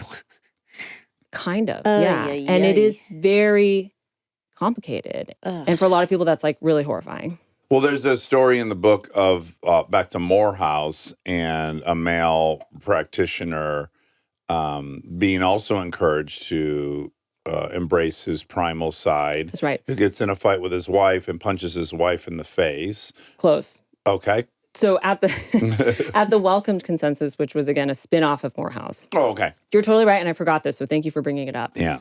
Part of the origin of this idea, again, of the, like, violence maybe being an expression of the beast, it gets even more complicated and gendered because within the Welcomed Consensus, which was a predecessor to OneTaste, a different group where they taught deliberate orgasm, they had a belief that, again, according to people who were there, they had a belief that women were all powerful. With their emotions. Yeah, with their emotions. That they were able to emit something that they called call, which was like an emotional signal to men. And that men received this call and only responded to it. And they drew a parallel between that and, I guess, the mammalian pattern of like a female in estrus. Yeah. Emitting some sort of like pheromone. Sexual signal. Yeah. So they would argue that anything that a man does in response to a woman, she wanted it. Yes, exactly. That she has put out a call for this and that he is merely responding. Yeah. And on some level, you can be like, wow, what an interesting philosophy that really makes women into this powerful actor. And at the same time, it's obviously quite troubling because it suggests that men have no responsibility for the actions that they take. Yeah. And so one of the We're ways only that reactors. Yes. One of the ways that this shows up in an anecdote from that era is, yes, a man who was in the Welcome Consensus gets in an argument with a woman and he feels the sudden urge to hit her. And even though he has never hit a woman before, he hits her in the face as hard as he can. He's been kind of encouraged to. You know, he described this to me and he said, like, I know it sounds horrifying. And you have to understand that on some level, based on the philosophies that we believed at the time, it made sense. Yeah. And that it was like, he believed that violence, you know, that violence was a form of emotional expression and that everything that he felt called to do was actually like in response to a woman's initiative. Yeah. But yes, that is a very complicated way of also saying basically like she asked for it. Well, most importantly, she goes to the leader and says, this guy punched me in the face. And he said, you need to find out what you did that caused that, or I'm going to give you 10 times worse what he gave you. Yeah. What if he was like, congratulations, that's what you wanted? Yeah. You asked and Good news. Yeah. I mean, that's what they're doing psychologically. Yeah. Like, oh, you might not know that you wanted it, but your body knew and it told him and he did it. Again, it comes back to this central idea that Nicole is someone who I think believed that her pushing herself to her edges gave her spiritual growth and insight and evolution. Enlightenment. Her pursuit of intensity brought her enlightenment. And she believed that it would do the same for other people. Also, money's in the mix now because there's a point where this thing has generated $12 million. Oh, totally. Yeah. So essentially, there's a shift roughly around 2012, 2013 when Reese, the original investor, actually is no longer able, you know, he suffers some financial misfortune, is no longer able to be supporting the company. And he asks for a repayment of his loan. And this puts a lot of financial pressure on Nicole, on the leadership of the company, and they start to try to think about strategies for how to pay Reese back because he is, and this came up at trial. There were even emails that we saw at trial about him being like, I can't pay my bills. How much did they owe him? Roughly $1 million. What happens around the same time is the company makes a decision to really start spinning up, selling more expensive courses. So they start pushing harder to sell, for example, the coaching program, which was a program that they had that lasted anywhere from 6 to 10 months, in which people get trained to be a certified orgasmic meditation coach. And the coaching program became this like big thing that could cost anywhere from 10 to 20 grand. And you would take this training and it was really like your immersion in like the OneTaste way of life. And they're introducing new stratas all along too, right? We introduced like a notion of a pre-stroker. Oh, yeah. So first there's courses. It's like the coaching program, the Nicole Daydone Intensive membership, which was basically a way to take any course you want for the course of, you know, over the course of a year. And then the priests and the priestesses, those appeared in 2015, maybe 2014, when OneTaste held this immersive course called Magic School. What is happening? Now we're getting into the occult, Oh my Monica. God, this They make is videos. They make videos that look like seances. Like it starts getting really occult and really like it's almost like.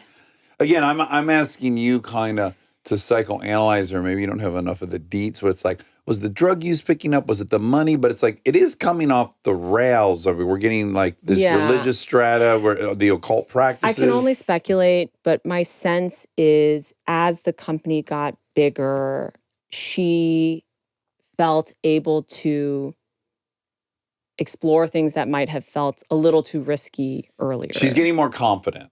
I think that's probably fair to say. Okay. And I think this is how it happens across the board with people all doing things where you're like, how are you thinking that now? It's a slow sliding scale. It doesn't happen overnight. It does not happen. Boiling frog. It is the boiling frog. It's like you start out being like, oh yeah, I want to like have more empowerment over my body.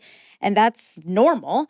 And then all of a sudden you're in magic school. Yeah. And you're going to some geriatrics house. Yeah. As a handsome young man. I have compassion for the fact that, because it sounds so insane, but I think it's these little tiny baby steps and all of a sudden you're there. There's also a pragmatism to it, which is you have to keep offering more and more insular and more high level training to get more money. Like it can't just be the thing. It's got to evolve you can't and get finish, more. Right? Like it has to always It's got to be going. a daily practice and you got to add in things all the time. Yeah.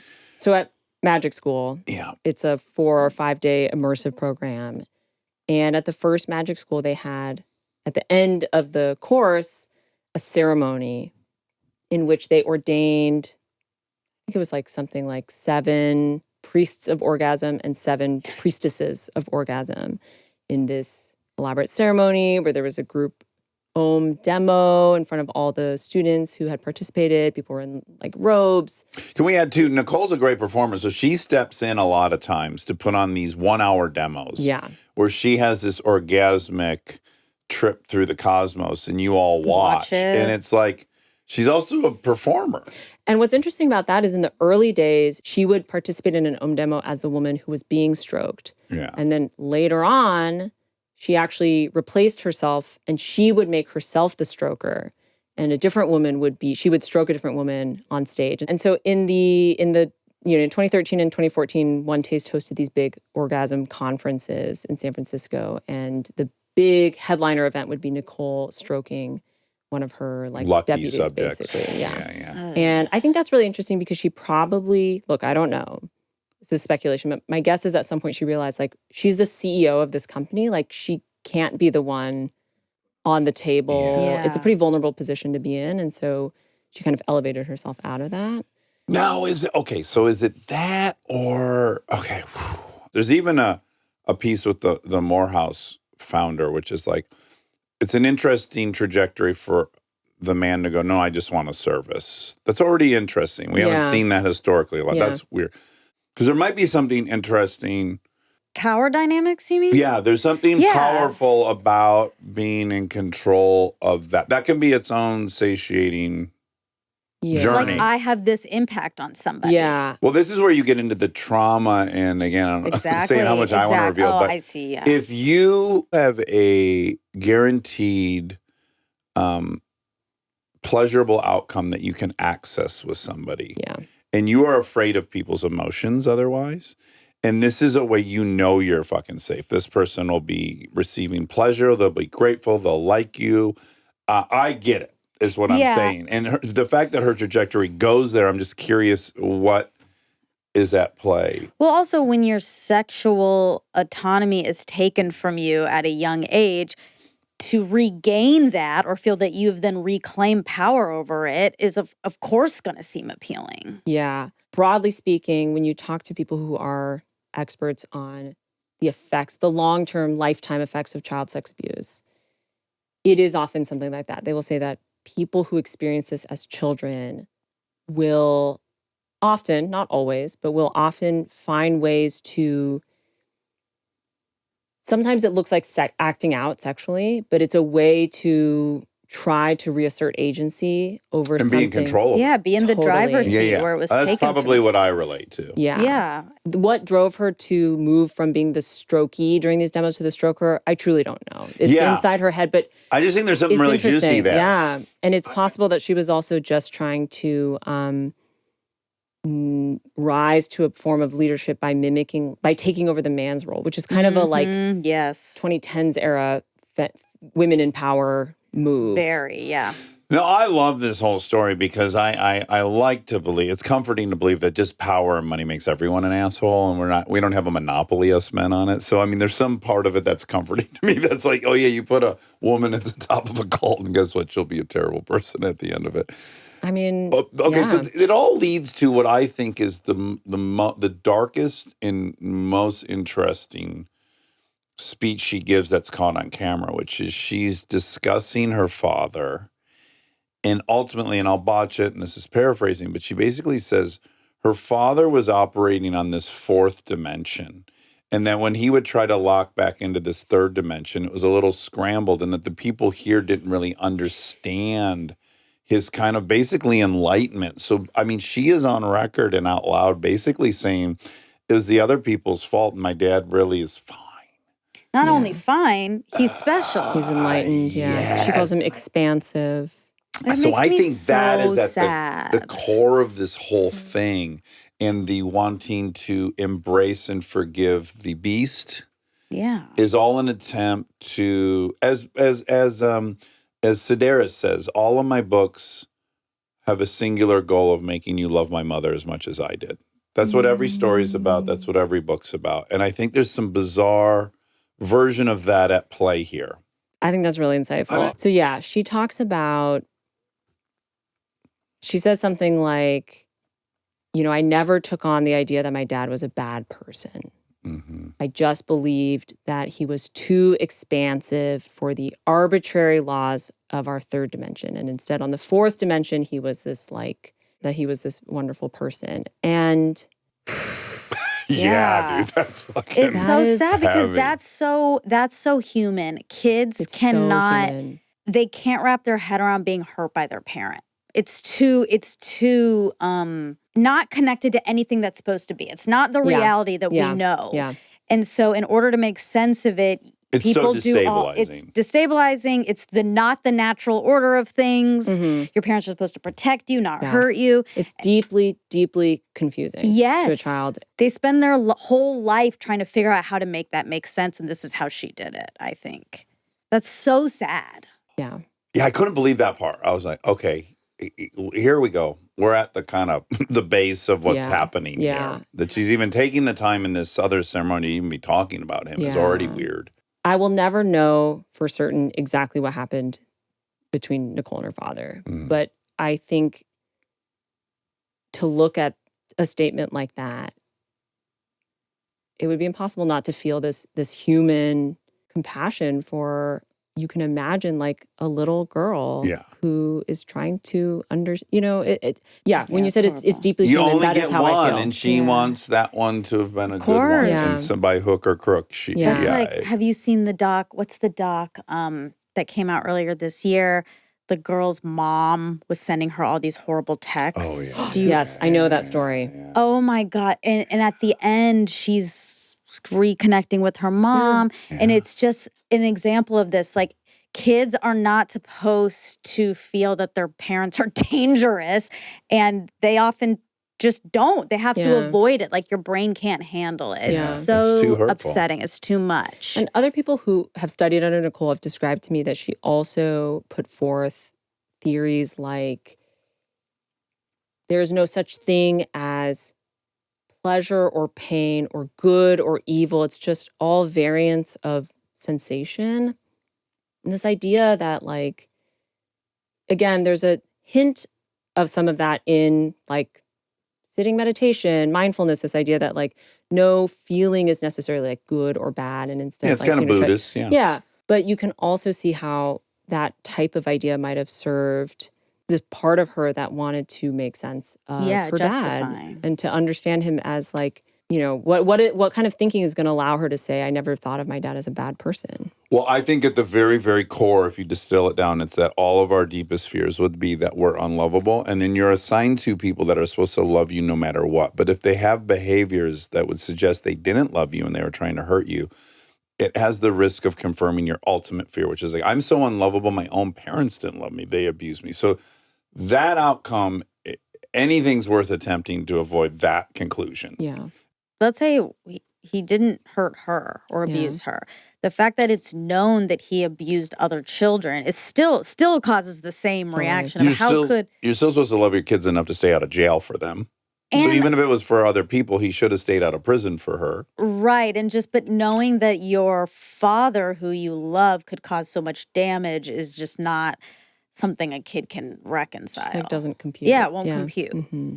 So how did she get brought down? Obviously, your article played a huge role in that because right after it was published, the FBI started looking into her. Yeah. I don't know for sure what prompted the FBI to start. It's possible they could have started before that story ran. But basically, that story ran in mid-2018. A few months later is the first time I heard from some of my sources. They were like, the FBI is showing up at our doors. Yeah. Knocking on our doors, asking us about what happened at OneTaste.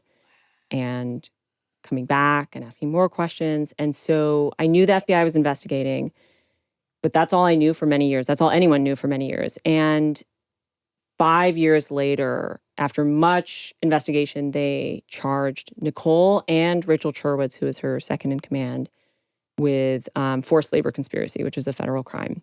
And then 2 years later, there was a criminal trial this summer in Brooklyn and went on for 5 or 6 weeks.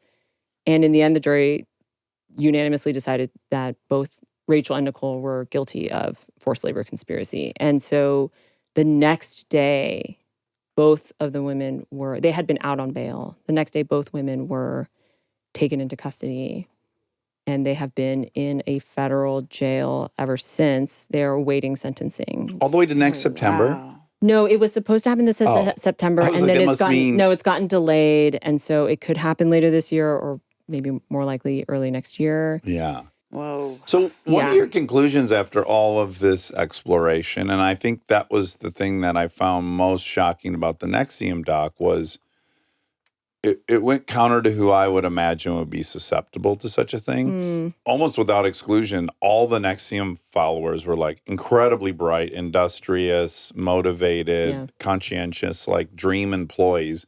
And I think a lot of us think you'd have to be stupid to fall for this. But I think you definitely have the goal in the book of pointing out like, really, this could happen to anyone. A lot of people have that thought, I would never join a cult, or people who join cults are stupid. I completely understand why people have that thought because it's very comforting. Yeah. Yeah.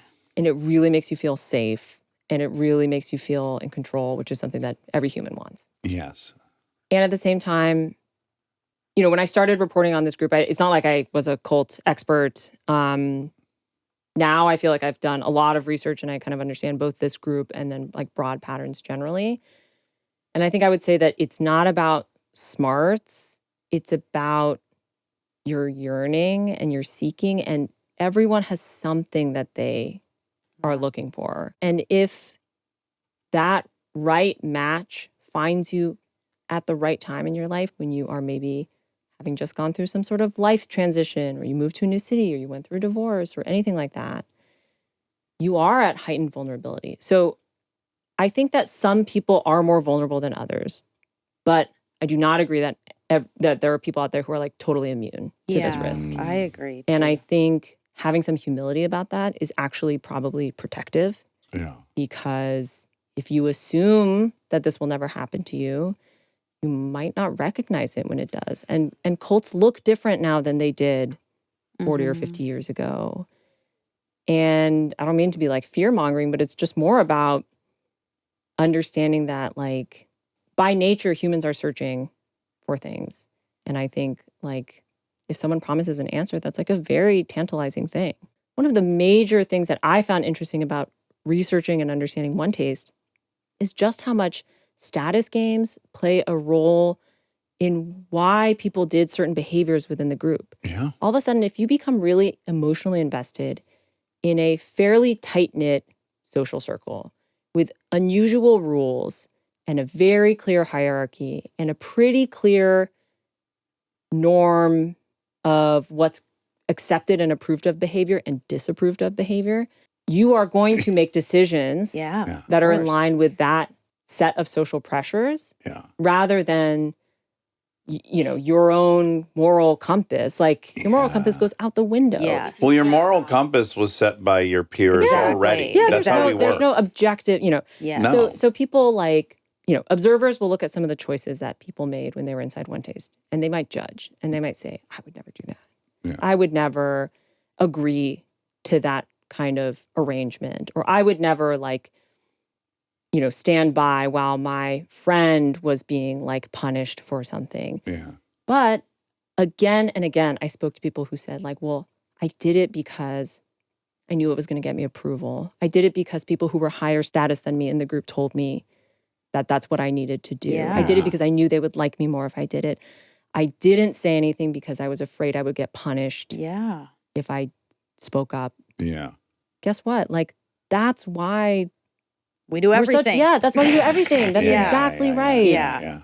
That is a lesson, you know, set aside, like, might I be tricked into a cult or whatever? Like, set that aside. That can, you know, that is an interesting lesson to try to like reflect on. But more so than that, it's like in your daily life, it is interesting to try to be aware of how frequently you are making decisions, based on like wanting approval or status or avoiding disapproval or pain or Yeah, we're all really super susceptible to our context, and we act in accordance with whatever our chosen group is. And what's interesting is I read a book, the author has passed away, but she wrote this kind of seminal book about cult behavior.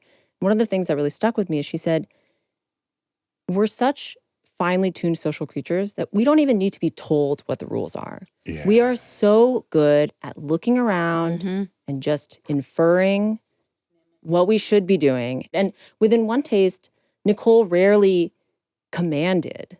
She would just praise someone in a very targeted way if they did what she wanted, or she would ignore or like look poorly on someone who didn't do what she wanted. That is more effective than telling someone, you need to do this thing. And that's where it gets so tricky criminally for all these different things, because everyone's consenting, you know, in whatever broad definition you have of consent. I mean, legally they're consenting. At the trial, the defense attorneys would often cross-examine witnesses and ask them questions like, well, maybe they didn't use these exact words, but the suggestion was someone holding a gun to your head? Yeah, were you punished Were for not you doing locked in a room? Yeah, exactly. Or could you have walked away? Yeah. What they're suggesting there, in my opinion, is that implicit pressure doesn't exist. Look, it's a tricky one because we all want liberty. Yeah, of course. Yeah, we gotta draw these really tenuous lines. Someone at trial said something that I think sums it up really well. This was like a former OneTaste member, and he said on the stand, if you can't freely say no, then you can't freely say yes, and therefore you can't consent. So that is one framework to think about it, which is that if someone said yes, but the environment is such that a reasonable person would agree that there was not room to say no. Yeah. Is it yes? Is that still yes? Yeah. And I don't know that, like, as a society, we've come to a clear conclusion on that. But that's a central question that was coming up at trial. That's been on my mind. Yeah. But then you get into like, okay, then what's the line? So a guy who joins a gang and it's pretty implicit, not stated, you should kill members of the opposing gang. Is that person not have any responsibility because they were? So it's like, that's why it's murky and that's why it's really hard. That's why these can exist, because we all do want liberty in our... Like many things, there's not an easy answer. Yeah. Have you ever sat down face to face with Nicole? There is a scene at the end of the book where I meet her for the first time and we have our only conversation. I had, at that point, studied her for many years. I had spoken to people. I'd spent hours talking to people who knew her. I had watched hours and hours of video of her lecturing, but we had never met. We had never talked. Is it fair to say she hated you? I don't know. Okay, again, you were never in her head. She had just been indicted, and I happened to be in New York for work. So I went to, she had a sort of procedural court hearing. And I went to the courthouse in Brooklyn, and I walked in, and if you've ever been inside a federal courthouse, it's very, there's a lot of security. You like have to hand over your phone to the security guard. You put all your stuff through a metal detector and a scanning thing. So I went through that, and I was standing in the lobby with my notebook and like waiting to see if, I knew she would show up. I just didn't know when. And she shows up with this whole entourage. So it's her and her co-defendant, Rachel, their attorneys, probably like close to a dozen OneTaste supporters, some of whom like I recognize their faces. And they're going through the security line, and Nicole spots me. She immediately smiles and waves. Yeah. And she calls out, "Hi, Ellen." Oh. And I was like, oh. And so then I waited. They're good. These leaders are good. They're good. She's very good. You know, she like makes her way through security. The rest of her entourage is still kind of like getting, handing over their phones. And she approaches me, and I ask if I can shake her hand, and I shake her hand. And then she kind of hangs on for an extra second, and she goes, "We have a strange intimacy." And I was like, oh, yeah. I'm sure I said something really dumb. And then I kind of was like, "It's great to meet you. I'll see you in the courtroom." And that's our only conversation.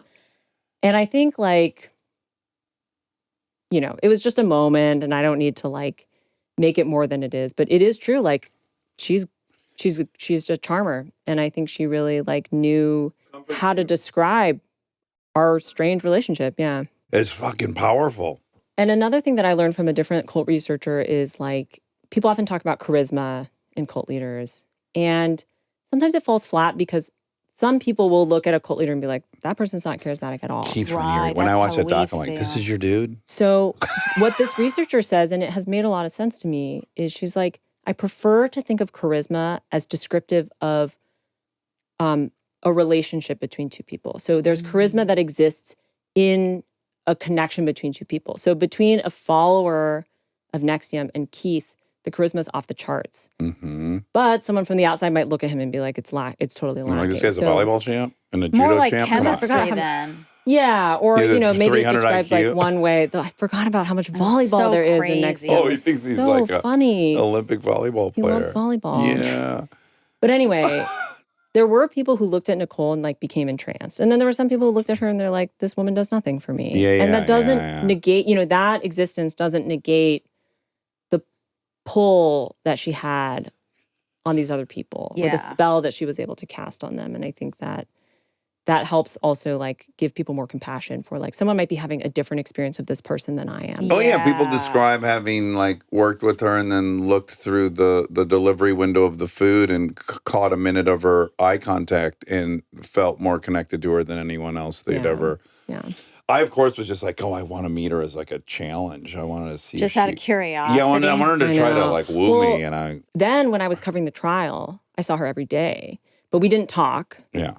And instead, I would be sitting in the courtroom, for hours at a time. You can't bring in any devices, so you're just there with your notebook. It's very meditative. Yeah. And what I would do is I would also watch the people in the courtroom. So like you're watching the OneTaste supporters who's showing up on the other side every day, and the lawyers and the jurors, and then mostly I would watch Nicole. It was funny because Rachel, her like second in command, who was also a defendant, Rachel would often not very expressive, would like look straight ahead, not really talk, and neither of them testified. So, she wouldn't really talk very much. And Nicole was the opposite. She was like, anytime someone entered the courtroom, she would turn around and like be like, who is it? And then if she recognized them, she would like put her hands on her heart and go like, and then she would look at, after the trial was over, I interviewed a few jurors and all of them said to me, they were like, Nicole kept looking at us. And trying to like make eye contact. And like, she would often smile. She would sometimes laugh. She would like whisper to her attorney. Like she's a very animated person. She's very alive. You're around her and you're like, whoa, this person has a lot of like energy. So I would like observe her. I mean, I'm not sure I came away with like deep conclusions, but it was fascinating to watch her even as she's not in a speaking role. Still try exude. to like project kind of her energy out to the people around her. Yeah. Oh man. Wow. Well, the book is called Empire of Orgasm, Sex, Power, and the Downfall of a Wellness Cult. I love when journalists who write mostly in short form write books because the pace is so fucking good. It's like, again, it's like reading just a super compelling article. Like the information's coming so quick and concisely and cleverly worded. And it's just a very exciting read. Thank you. It's a great book. I hope everyone checks out Empire of Orgasm. Ellen, this has been delightful. So fun. Yeah, thanks for coming. Who are you going to take down me. next? Who's next? Oh, man.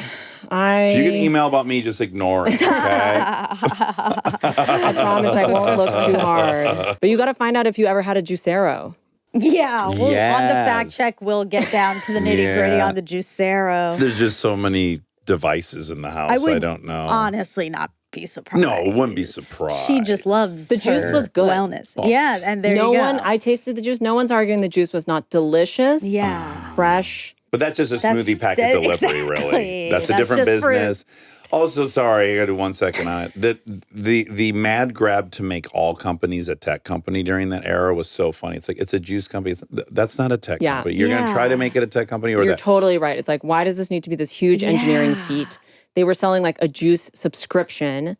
The juice machine was Wi-Fi connected in a way that was absolutely not necessary. They argued that it meant that they could scan the QR code of each juice pack and alert you if there had been a recall. Okay, safety. But again, you could just squeeze it with your hand. The big three around this time was like, we got to stop thinking about these as car companies and think about them as tech companies. I'm like, no, you don't. I need this motherfucker to drive me to point B. I don't need a subscription on the I don't like the info screen. Well, but you know why? System. You know why there's this incentive? No, I mean, it goes back to what we were saying earlier about like VC, so much money in VC giving heightened valuations to companies that could call themselves conceivably tech companies. Yeah. So as soon as you can call yourself a tech company, you're going to get a valuation that's 5x Yeah. what you could have gotten if you were just consumer goods. Like, Right. Right. If your GM's never going to software- 100x in the next 20 years. Yeah. It's just not going to happen. So there's a pretty big financial incentive to want to do that. Yeah, that makes sense. Even if it was a bit of a stretch. Yeah.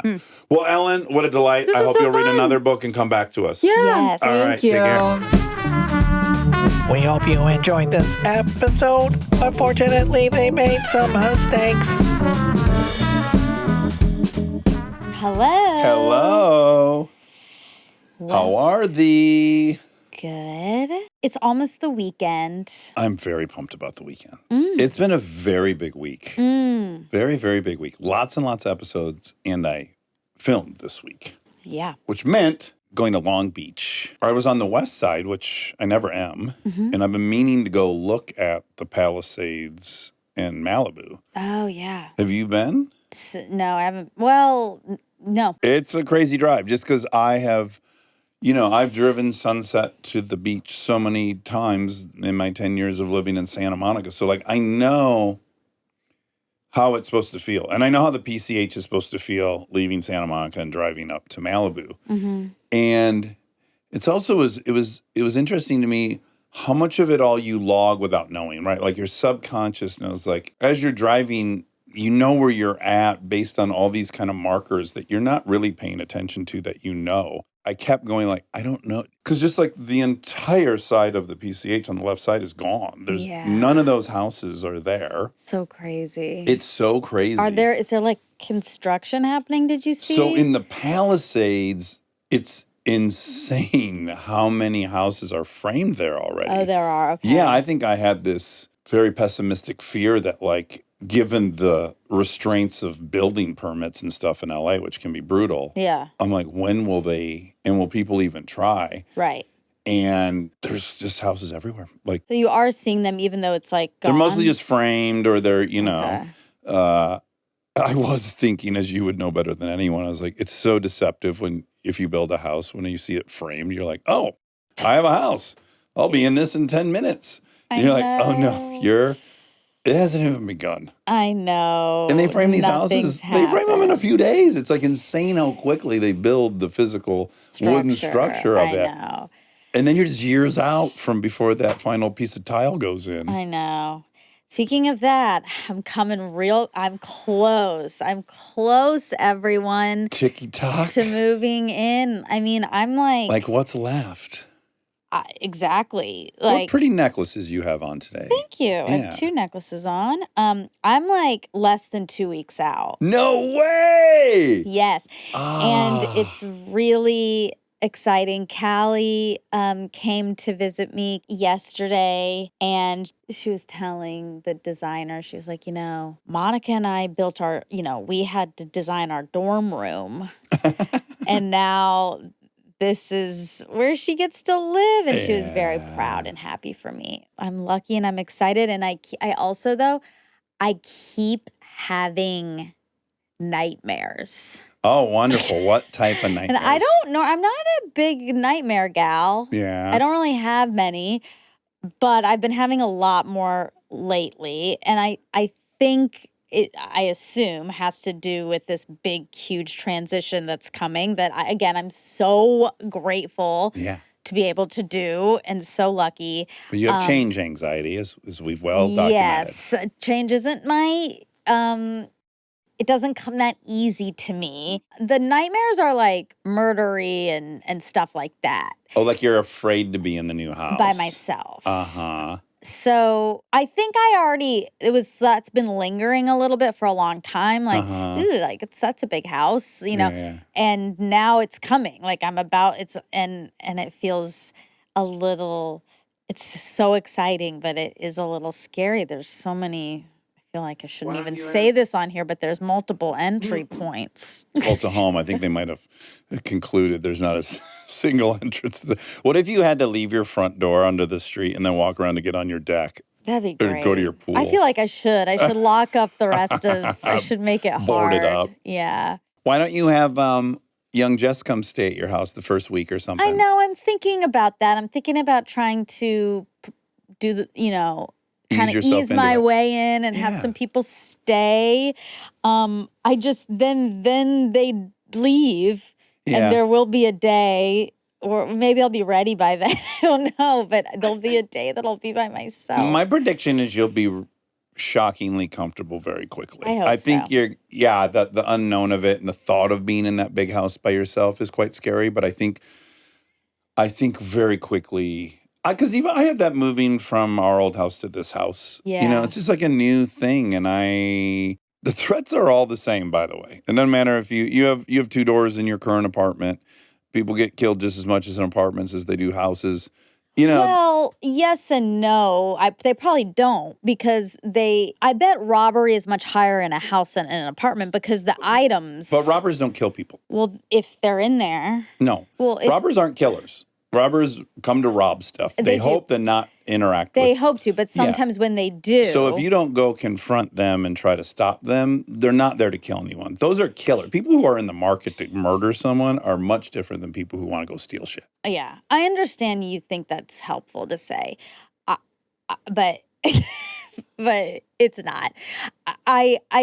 I don't want to be robbed. Yeah, and of course I don't not. want to be robbed when I'm in my house. Yeah. Or when I'm not. It's very scary, the thought of being robbed. But if you read a statistic that robberies never end in murder unless the homeowner confronts the assailant. If you read that statistic, would it comfort you at all or no? But if they come in my room and I'm in my room, yeah. I didn't go And you confront just lay there. them. I don't know. It's in the trying to stop them where they think they might get arrested where you have problems. Yeah.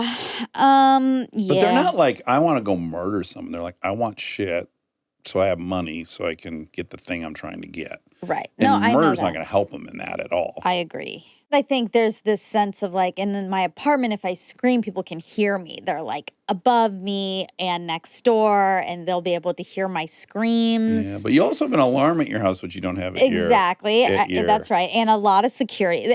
Yes, I am definitely more protected Yeah. in the house, but it's just new. And I do remember when I first moved into my apartment, that first night, I slept at Callie's. You did. You left your apartment, went I to was Callie's. like, yeah, I couldn't do it. So it'll be great, and it's a big old change on the horizon. Yeah, I'm excited for you. Thank you. Me too. Stay tuned for more Armchair Expert, if you dare.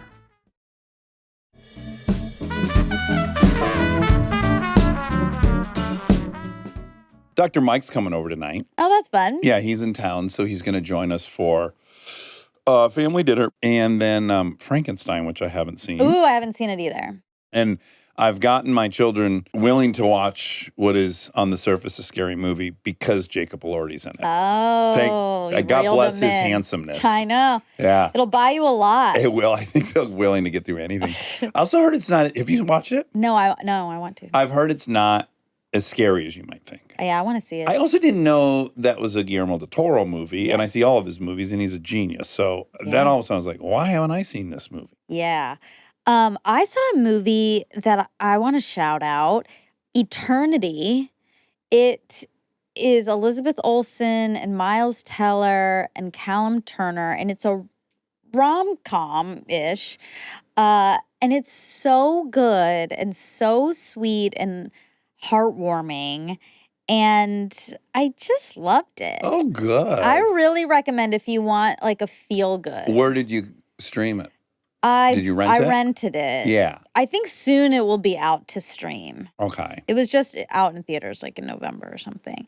But I highly recommend it if you want something that makes you feel good and you want to cry, but in a happy way and a sad way, but also a happy way. I recommend that. I have a recommendation too, and Okay. it's kind of a funny, circuitous route to this recommendation, which is I had dinner with Malcolm, who was in town, which is great. And I had remembered that he kept going to Alabama to do a story on a murder. The last time I had seen him in New York. And I said, hey, how's that story coming? And he said, oh my God, it's so good. It turned out so good. Great. It's out. Oh. And I go, it's out? And I said, oh my God, this is my problem with your show. Because you're not weekly, I don't ever know when a new season comes out of Revisionist History. You got to subscribe. I do subscribe. Oh, then it should pop up on your Spotify. It doesn't. Maybe I'm not using it correctly. Okay. But suffice to say, I was unaware of it. So I knew I had this drive to Long Beach. I'm like, oh, perfect. I'll start Malcolm's murder show. Mm-hmm. So I go and I see like the most recent Revisionist History, and I start it. And the first episode is about genius and the two different kinds of genius, which is fascinating. There's distinctly two types, and one is the archetype's Picasso, which is like he explodes on the scene at 20 years old, and he's doing something no one else is doing, and he's just so fast, and he can rip these things out, and it's so impressive. And then there's Cezanne, who's also the master of all masters. And his paintings, the ones you've seen, have been redone sometimes like 8, 9 times. And they've taken years. Okay. And then he uses this parallel to talk about Leonard Cohen and his music. And like Hallelujah, he wrote that song for 10 years. And he made like 4 or 5 failed versions of it before it becomes the one that we know. But even more interestingly, we really know the Jeff Buckley version, exactly. Right? So it's like, it's then Jeff Buckley's interpretation of this thing that is now really, everyone that's doing it now is doing his. Yeah, so it's just like this complicated iteration to perfection. And I'm fascinated. It's great. I love listening to it. It's a lot about Elvis Costello. It's very cute because you hear Malcolm was such a music nerd as a kid. Oh, was yeah, going he to these loves concerts. music. Yeah, it's very cute. And I'm going, when will he seamlessly integrate a murder plot line into this? And then the next episode starts, and it is about sad songs. And then on the Rolling Stones top 50 songs of all time, he goes through them. It's saying there's almost no sad songs on this list. Weird. And then he goes into this whole thing about country, how country is really fearlessly explores sadness like no other genre. And the hits in country are often like their alcoholism and their death and their divorce. And there are all these topics. The thing that was so fascinating about it is like he then references this other guy who put the 1,500 songs into this algorithm he created that would, what it would do is it could listen to the song and then tell you what percentage of the lyrics are unique and which percentage are repeated. Okay. Does that make sense? Like through chorus or whatever, they're repeating stanzas, whatever. Yeah. And so it turns out like that rock is like, I want to say it was like 60% is new and then 40% of all the lyrics are repeated. Okay. And then in country, and the other point he had made before he makes this point is that the heartbreak, he compares Wild Horses as a sad song by the Rolling Stones to this country song. And he says the reason this country song is so much more heartbreaking is the specificity of it. It's like emotion coupled with specificity really results in this emotion. And country music has far less repetition. Then he goes through this fascinating thing where he reads a list of like the top 100 country songs ever written. 100? Lucky he doesn't gets go to through do the that. whole, he knows better. Oh, him and I need to have a podcast where we just read 100 lists. But he didn't go through the whole list. Okay, but What he immediately shows you is that almost every single one of the songs was written by someone from either Arkansas, Texas, or Kentucky, maybe Tennessee. In the country list? In the country top 100 of all time. Okay. They're all written by Protestants. They're white Protestant Southerners from almost just 3 or 4 states. The entire list. Okay. If you look at the list of all the top rock songs, it's people from everywhere in the world. Right. And he said, so rock as a genre is way more diverse, which is why rock iterates way faster. Rock changes a lot more than country has changed. Right. Because of all these diversity of viewpoints. He said, but the price it pays is rock can't be specific because it's not speaking a language everyone listening already speaks, which is so interesting. That is so the interesting. country people, they don't have to bury it in metaphor or repeat it. They give you the specifics because they assume everyone listening already speaks the language and knows all of it.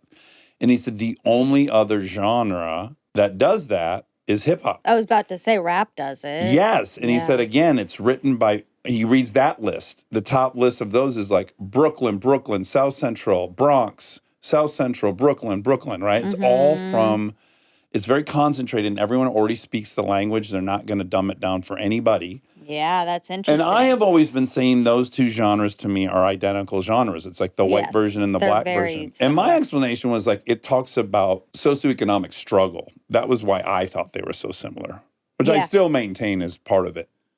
But to hear this other explanation, which is so fascinating, is it's the specificity that it's only being written by these handful of people for other people in that community is really cool. That's very cool. Yeah. I mean, I definitely think I've said this a lot, like the more specific you get, the more universal you get. Yeah. Which is counterintuitive, but it's true. Yeah. So that applies here. All to say, I'm like, wow. Oh, yeah, where is the Now I've had this whole education on country music and all these singer-songwriters. I'm like, how the fuck is he going to get a murder in Alabama in this mix? Think, oh, country. Maybe. Okay. So then somehow my phone fucks up and it sends me now back to the main page. Like it doesn't auto-load the next one, whatever it is. And now I realize when I opened up revisionist history the first time, that was what was the most recent. But now when I'm back on the page, I'm seeing the shit that is not his stuff that's in his normal feed. And then I see Murder in Alabama. I mean, that is the name of the series. Then I started Murder in Alabama. Because again, I was driving around so much looking at Palisades and Malibu. Oh, that's funny. Okay, that makes sense. Because I was like, wow, he's really taking his time. Yes. And that's hard to do in a podcast. And then the other thing that was tripping me up, and I'm not saying anything. I said this directly to him. I sent him a voice memo, which was the music one was really good. But I was also like, wow, he thinks this is the best thing he's ever done. It's really good, but it doesn't feel head and shoulders above anything else I've listened to of his. So I wonder, and then I get more fascinated with what did he get out of his heart and his mind in this one that he feels so proud of? Right. But I wasn't even on the right fucking one. I see. Wow. Okay. I could make a little up on my pedestal point I've been thinking a lot about lately. Okay, let's hear it. I think no one likes paying taxes. You think? Yeah. So I think that it's safe to say no one likes paying taxes. And I think the assumption, and I can relate to this, is like, well, hold on, I went out and made this money. Why do I have to give half of it to you? Mm-hmm. And then you start thinking about where's that money going and this and that. But I think what you don't think about is you were able to make that money because this is a place that enforces the laws, that has highways that you can transport goods on. Yep. That all of the stuff.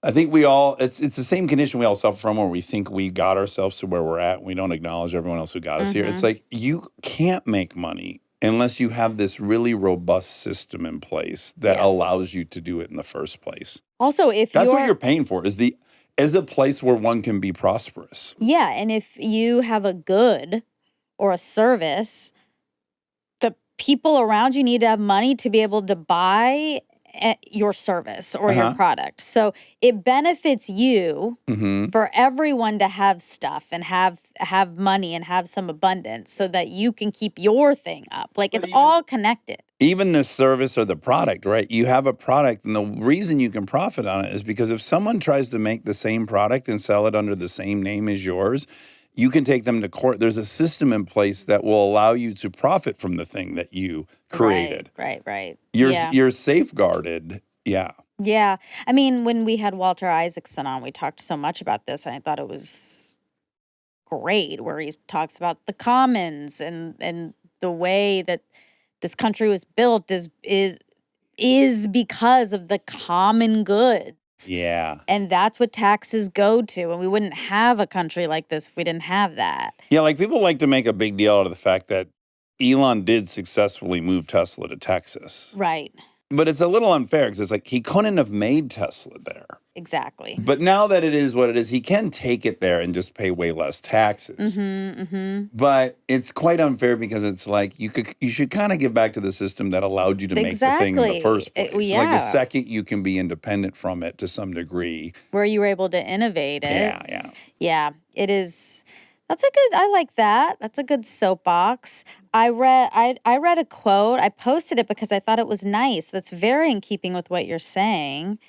that said, I also posted about Veronica Mars. It's on Netflix. People should go watch Veronica Mars on Netflix. Oh, it just got there? Yes, it's very great. exciting. One of my favorite shows of all time. Okay, so thinking today about the park ranger in Muir Woods on Thanksgiving Day 2025 who told us that redwoods distribute water to other trees and plants that surround them because they know that if they hog all the water from themselves and let everything else go dry, they're at greater risk of burning in a wildfire.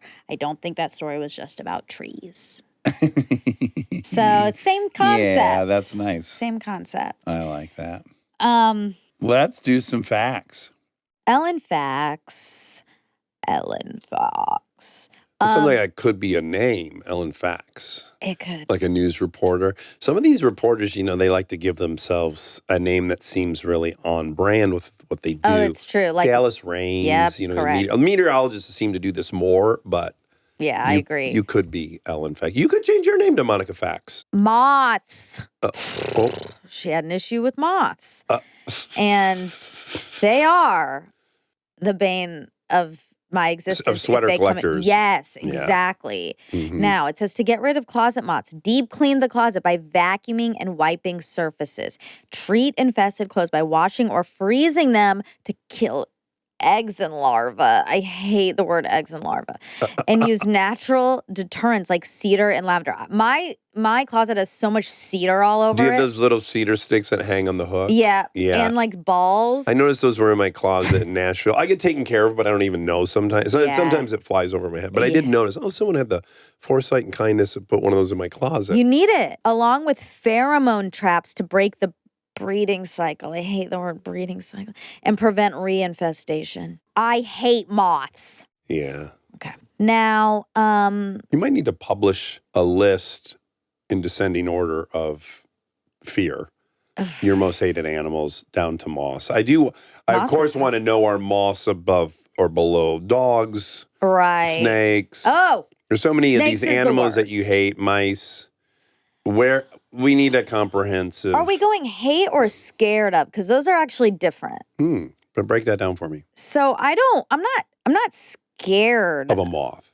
of a moth. Exactly. But I hate them. Isn't it crazy when you kill them? Do you ever kill moths with your hand? I've tried. Or with a fucking object? Yeah. They just turn to powder. They're like made of powder. Well, okay. So there's moths, full of and all then that. there's these tiny guys that kind of look like moths, but they actually come out of your rice. Oh. And those are they're so easy to kill that it's actually like it's so disgusting. And then they're just like nothing. They turn into a little pile of cotton dust. It's like It's clear that they've been eating cotton. what the seahorse is. It's like that Oh, it's dust a gets made reverse. into a seahorse. Returns back to a powder. Ew! Ew, Rob! They're kind of pretty. No. The pantry moth.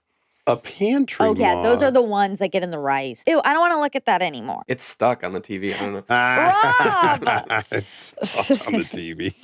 Okay, so for venture capitalists, what percentage of companies do VCs count on succeeding? VCs count on a few big home run successes to cover many failures, which estimate suggesting up to 75% of VC-backed startups fail, while only a tiny fraction, around 9%, generate all the industry's profits. Most VCs expect only 1 in 10 funded companies to be truly successful. Okay, is The Actor's Way, is it courses? Yes, 10 lessons, holistic online acting course. Okay, Erewhon. I wrote down Erewhon. I don't know why I wrote that down, Okay. but because his name was Erwan or something. Oh. And we thought it was Erewhon. Yeah. And I just wonder if people even know that Erewhon is nowhere spelled backwards. I did not know that. That's what it That's is. intentional? Mhm. Do you like that? This is very stupid. Okay. But I like I don't know Erewhon. where to. I'm just going to keep my opinion to myself if you are super gun ho about that. No, it feels so pretentious, but I do like Erewhon. I have to be honest about that. Yeah. And I know it's like absolutely ridiculous. It's ridiculous. Like it's so expensive, but I like it in there. Yeah. People do. People like travel here to go. And I like their pre-made. They're like pre-made food is good. Uh-huh. Well, you get what you pay for. And you And you don't get upset. get what you pay for and you don't get upset. That's my adage. I have that tattooed on my small of my back. Oh, I really liked this, what she said, a definition of consent. I really liked this. If you can't freely say no, then you can't freely say yes. I really liked that a lot. I checked to see if Kristen had a juicero. She did not. Okay. So that's a feather in her cap. Now I know what to get her for her birthday. Come July. Exactly. That's all for the facts. All right. Love all right, you. Love you.